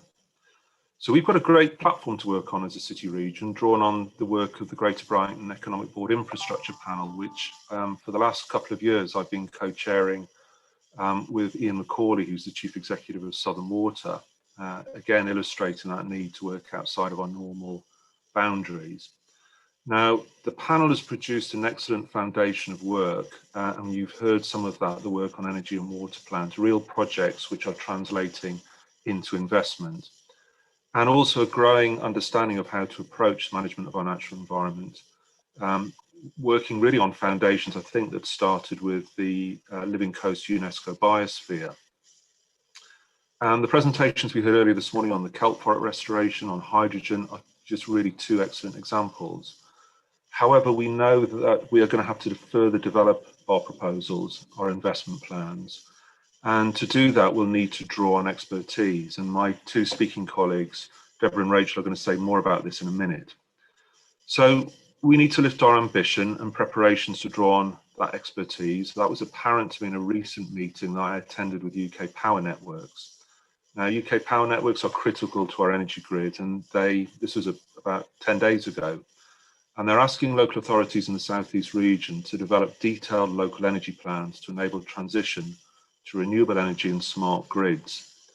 And the UK Power Network's message was very clear. The more mature, the more developed these plans are, the more they would be able to bring forward their investment. And just to give a flavour of that, in their presentation, they set out their expectations that 25% of cars would be electric by 2025. So just in the city of Brighton and Hove alone, never mind the wider Greater Brighton Economic Region, that means 20,000 vehicles, if we stay with similar sorts of vehicle levels, would have to be electric. And that means they've got to have electric vehicle charging points. So that means hugely expanding on the 200 or so that we have in the city, and at a much more extensive scale, with an understanding of where they can be installed, where the network and the energy infrastructure is there. And that in turn needs to be part of a wider sustainable transport strategy. And that's just one feature, but there are many examples of where the scale and pace of change is going to challenge us, and where we need the support, the planning coordination of the transition to a decarbonised city region. So what might a blue-green investment plan look like, and how might it work, be guided and informed? So firstly, it will be important for us to understand the national policy and economic context, and I think we've got some of that today. I'll say it again, there's going to be a surge of national policy, regulation and changes in our economy, and that's gathering pace and heading our way. There's already 20 different government funding streams in this space, and no doubt more public and private investment opportunities to come. So we really need to develop further our clarity of public funding asks and those private investment opportunities. And we also need to prepare our approach at the city region level in the context of what we understand will be the national decarbonisation strategy. And I think, as Dieter and others have highlighted today, we're expecting that to be launched in or around COP26, which is in November, so not long to wait. So, of course, we don't quite know what the national strategy is going to set out, but I think it's likely to cover areas that we've been discussing today. We've touched on water management and efficiency, and we have a well-developed foundation from the work of the Greater Brighton Infrastructure Panel and our relationship with Southern Water. Energy decarbonisation and energy efficiency measures, they're going to be really significant. And again, we've done a lot of work already to develop our energy plans. So we've got some really strong foundations. I also think natural land and marine environmental management in relation to reducing CO2 and other greenhouse gas emissions is going to be a really significant factor. And we've heard, again, in the kelp forest project, some of that, but it's also the work that we do with the South Downs National Park Authority, with farmers and other major land use owners in the city. And it's so important that the South Downs National Park Authority is a member on the board of the Greater Brighton Economic Board. And there's going to be a raft of other things as well: transport and smarter digital systems, our food systems, construction, many more elements that many of our residents and businesses are employed in, or active in, or concerned about. So what we'll be bringing to the board is how do we further strengthen the governance oversight and investment commitment of the key players. This is going to need all of us working together very closely and aligning our investment. And bringing these and other existing plans together will be the basis on which we can define our public funding asks on our private investment opportunities. It'll also be the context for how we engage with our local residents and our local business communities. And in this, the commitment of our universities to support us in that endeavour is going to be hugely important. There's a huge amount of knowledge that they hold. And I'd like to turn to Deborah and Rachel to say what they've been doing to date and their capacity to carry that going forward. Thank you. Yes, thank you very much. So I'm Professor Deborah Humphreys, the Vice Chancellor of the University of Brighton, and I'm coming to you from a rather gusty rooftop at the hospital. So the turbines are turning well today. As a member of the Greater Brighton Economic Board, we signed up absolutely to the Greater Brighton 10 pledges on the environment last October. And these pledges commit us not only in terms of our research and our knowledge exchange, some of which you've seen in this event today, but also how we run and manage our institutions, how we educate the future generation for a net zero, carbon zero world. We're working to embed the UN sustainability goals across the university in all our curricula, because the leaders of tomorrow are with us today. The University of Brighton is very much an anchor institution in our local community in the region, and we seek to set a standard in the way we operate and how we practice, both in our research, as I say, in our knowledge and our education. Sustainability is one of our 4 core values. And we will be bringing forward very soon an estates plan that will absolutely address the issues about sustainable buildings in decarbonising both our heat and our power. And I'm also really delighted that we are top 10 university in terms of our solar power adoption. We have over 1,500 solar panels which generate enough power to fuel the equivalent of 150 homes every year. But partnership is also a core value of ours. And our Green Growth Platform, led by Zoe Ormond, who's been on this call, along with the Sussex Innovation Forum, are collaborating to ensure that the research we undertake in terms of carbon reduction, in terms of the pledges that we've made as Greater Brighton, are feeding into that research, that innovation, that real change in practice. So it's one of my academic colleagues who's leading the retrofit task force, supporting how we decarbonise the social housing stock in the city, which is incredibly important. We've also got examples of how our Advanced Engineering Centre is working with Hydrogen Sussex to look at how we create hydrogen options for marine and heavy duty haulage, means of transportation and movement, which, to be frank, will never really be powered by batteries realistically. We're working with Southern Water on water reuse, that's nature-based solutions with the South Downs Park. The restoration and management of aquatic environments such as wetlands, salt marshes, the kelp, which you've heard about from Ray. How we improve biodiversity and also include benefits for flood mitigation. So all of these are illustrations about the way universities are part of this commitment to the ecology and the carbon neutral future in our region. We see a growing demand from small and medium enterprises as well through green growth to see how they can decarbonise. And we will be launching in the new year, I hope, and I hope you'll all be interested in it and want to find out more, a scheme for actually enabling SMEs to work out how they're accounting for or reducing their carbon. We want to support them. We want to find ways to help every single one of us do our bit towards a zero carbon future. Now, it's a really challenging journey, but universities are core institutions in our community. We're not just big institutions who use energy, we're big institutions who can put our energy, our intellectual energy, to the benefit of our community. So we're completely signed up to the core pledges, and we look forward to working in partnership with colleagues across Greater Brighton. Over to Rachel. Great, it's really nice to be here, and I'm nowhere as interesting as Deborah. I'm in my office here at the University of Sussex. So thank you for inviting me here to talk. I'm new to the region. I moved here in August. I'm the new provost at the University of Sussex, and it's great to be here today and to hear about all the exciting things that are going on. And as Deborah says, the University of Sussex is also absolutely committed to working in partnership to develop this blue-green investment plan. And I think Jeff expressed this very well, this surge in regulation and funding that's coming. We need to be sort of shovel ready to meet it, and we're really committed to doing that.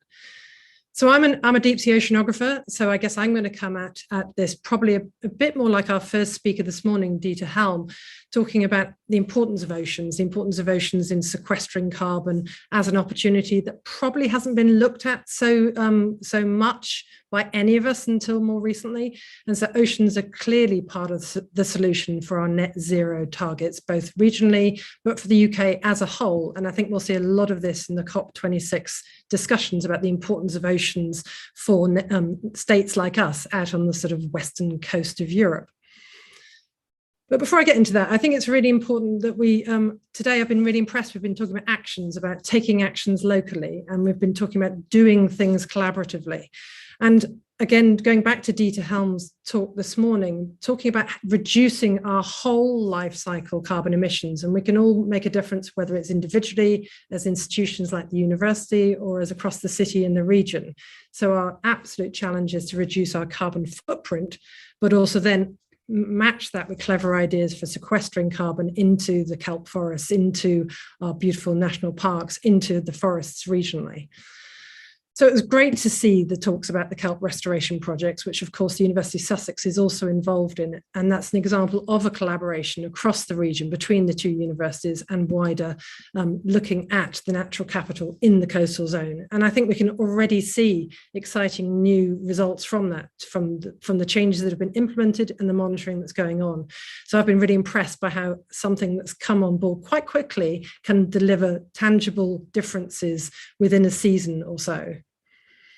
The other thing I wanted to say from my science background is I also work on deep sea minerals, and we've just been talking about electric vehicles and battery generation. And we also need to realize that if we are going to meet the electric vehicle challenge that we've all talked about, we'll need to mine those minerals from somewhere. We'll need to get the metals that produce the batteries from somewhere on this planet. The deep ocean is one area where there's lots of interest in deep sea mining. And we also know that metal mining in other countries has huge environmental impact.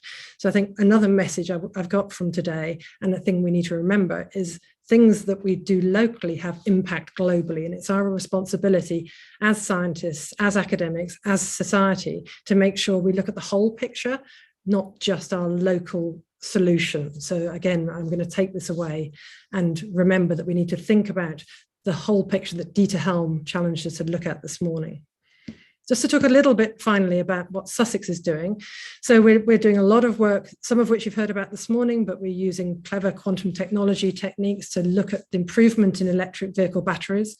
We work in developing smart grids and electrical vehicle infrastructure. We have various groups that work locally, work regionally, and work nationally to inform policy, to help sort of implement new ideas and get them embedded into the way we work. And we're absolutely committed to do that at scale across the Greater Brighton region. We've also launched a new ambitious sustainability strategy, and that has a commitment for net zero by 2035, not 2030 like a lot of you, but I think our 2035 commitment is somewhat different in that we're going to embed our scope 3 emission into that net zero commitment, and that's really ambitious to do that. First of all, we have to baseline that, and then we have to find ways of actually removing both the emissions and sequestering the net effect of our impact on the environment. So we will all need to have clever solutions to meet these goals. We're all going to have to work together to make sure we baseline effectively and understand where we are at the moment and commit together to a net zero future. And I think we can take some of the learning from the COVID pandemic to do this. I was talking about this with Jeff yesterday, is, we've all worked incredibly well together during the COVID pandemic. The role of scientists and the role of scientists informing policy has really increased on the national stage. So now is the time for scientists and academics to carry on that work of giving clear policy advice, working collaboratively together regionally and nationally to inform both the COP26 conference, but also the next 8 years through to 2030 and beyond that to 2050. So we've got a massive challenge to work together, but the University of Sussex is committed to do that. And I'm looking forward to working with you all.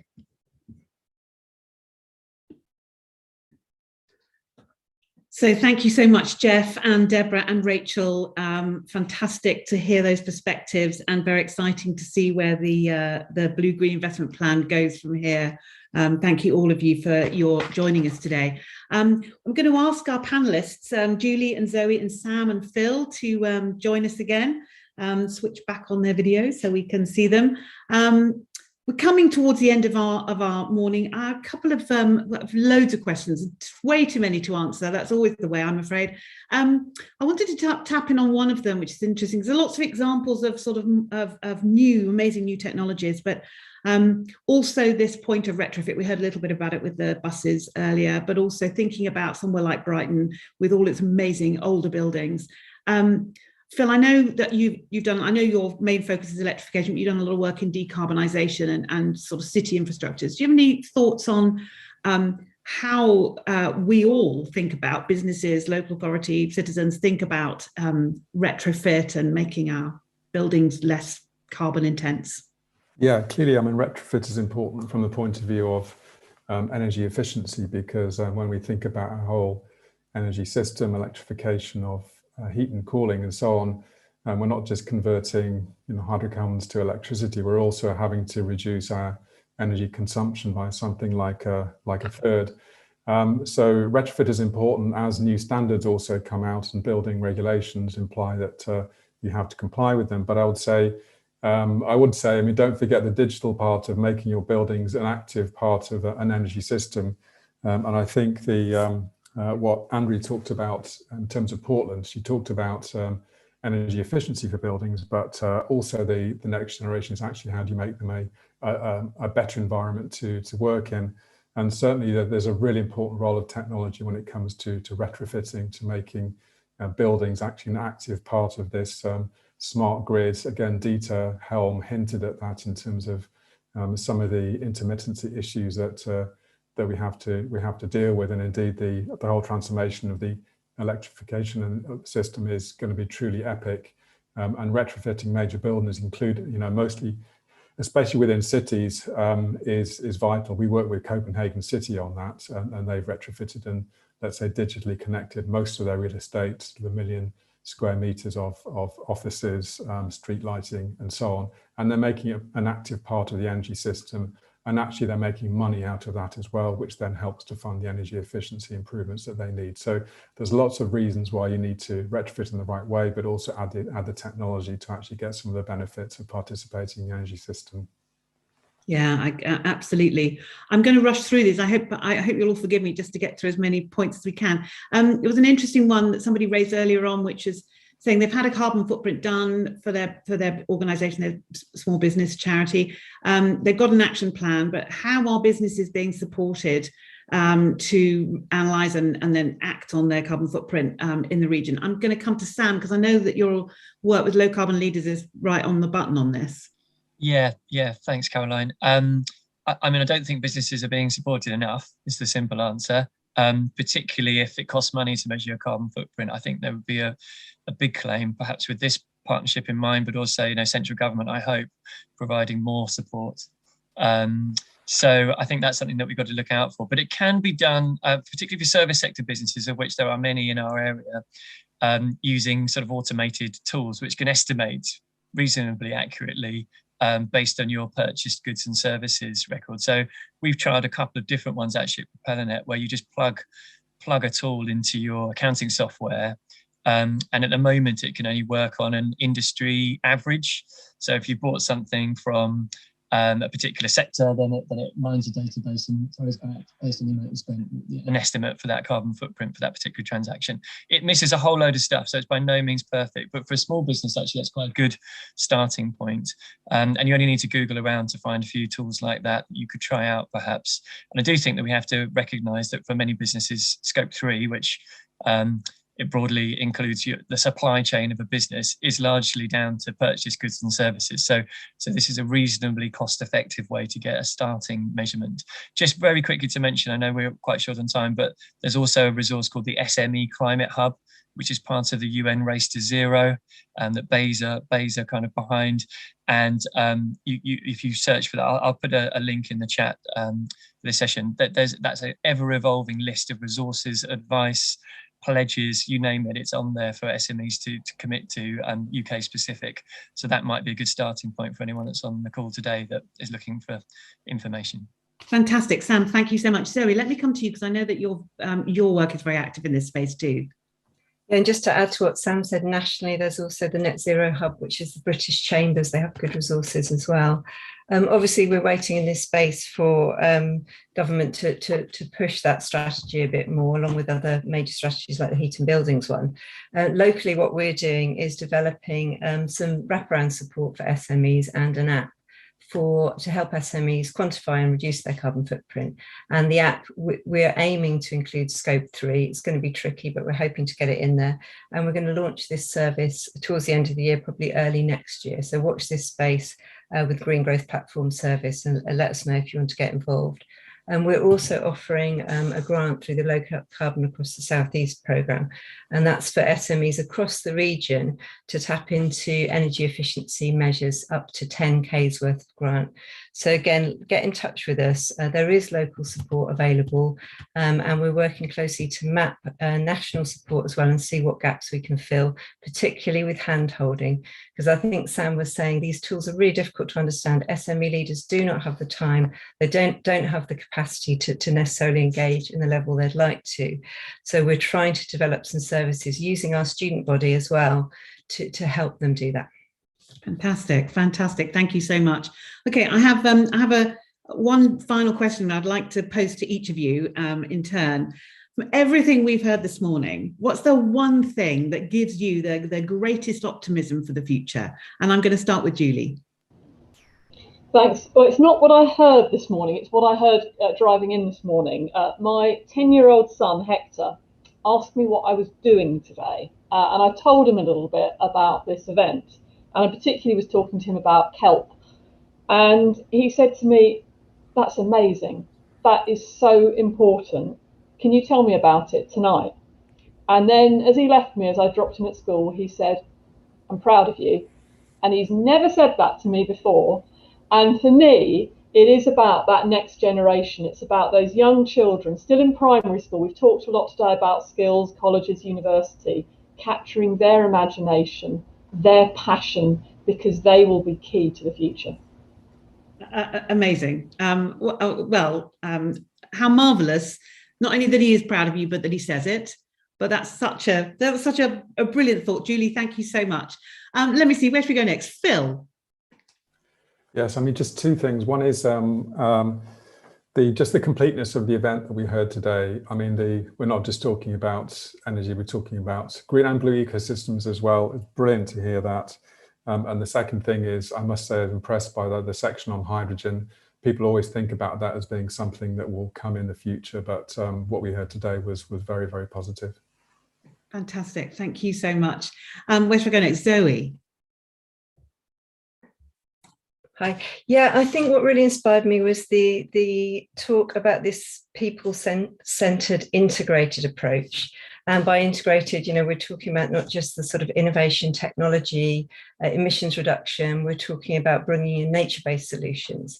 So it's very much about integration of people, nature, environment, and economy. And that's the triple bottom line. It's the 3 Ps. We need to move really quickly now away from that financial old business model. That's the dinosaurs. The new model is bringing in people and bringing in planet to the heart of all decision making. And that's what the leaders need to embrace. But across society, I totally agree with Phil. There's been a massive sea change in people's attitudes and people's ambitions and desire to do this. So that's, excites me every single day. Fantastic. And last but not least, Sam. I guess I'd hark right back to what Dieter said at the very beginning of our day, of our morning. He very articulately split the net zero goal into 2 categories: reduction of emissions and carbon sequestration. And I suppose we've heard just in the space of the last few hours so many solutions. I think really what gives me real hope is that we know what the solutions are. It's not going to be easy, but we're so far ahead of where we were a decade ago. And I think that there is a critical mass of systemic innovation that is happening at the moment. And to see so many people on this call, from local authorities through to businesses and citizens of our local area, I'd love to see the Greater Brighton area being a leader in this space. And I think we do have an opportunity to do that. And I'm very keen to sort of stay in touch with the strategic plan, and everyone that's on this call will have a role to play in that. Absolutely, what a great perspective. I think if I can just add it's not even my words, but the thing so much has inspired me today. It's all been about action. It's all been so much about collaboration and partnership and doing this together. But I think that what makes me feel really great is that refer you to what Andrea Durbin said at the end of the interview we did with her from Portland, Oregon. She said, the time is now, we need to act. The next few years really matter. Be bold, be quick, don't hesitate, make a full commitment, do it in a way that really centers people. There were lots of things that we heard from Lahti and Portland, which may seem a little hard to grasp or may seem a bit too far for us. But I think that what Andrea said is exactly what I'm hearing all of you talk about, and exactly what I'm seeing is happening, which is amazing and fantastic, and such a positive place to be. So can I just thank, on behalf of everybody, our fabulous panelists, so Sam and Julie and Zoe and Phil. Really appreciate your contributions today.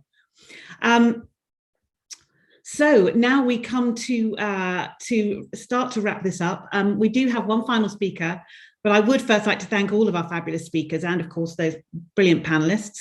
And I'd like to thank all of you for your participation and engagement, all the questions. So sorry we didn't get through all of them. Really, really good questions. Everybody's really so engaged in this. I'm sure that you'd all like me to thank the Greater Brighton Economic Board and the team, and especially the business manager, Claudia Raystrick, for organising such an important summit at such a pivotal time.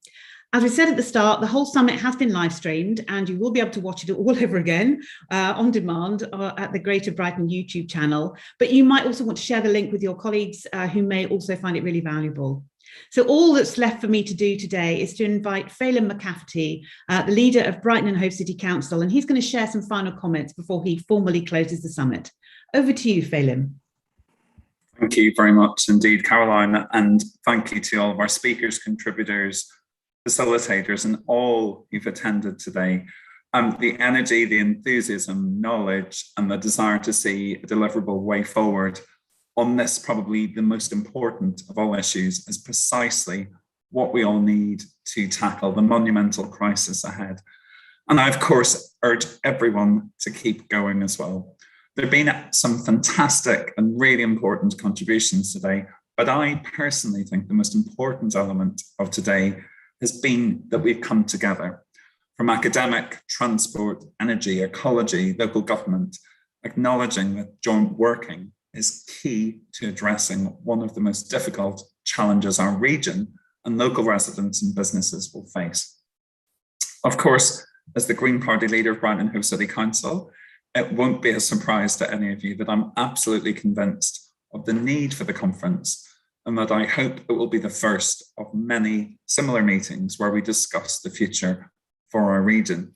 It's clear from today that so many of us are deeply concerned about the impact climate change will have on our communities and the risks that climate chaos presents. We can't afford not to act, and our region must be ahead of the game as well. I was delighted when Brighton Hove signed up to a net zero carbon commitment by 2030. It's been brilliant to see so many other councils, statutory organisations, much of the business community across our region also signing up in a similar region to these climate goals.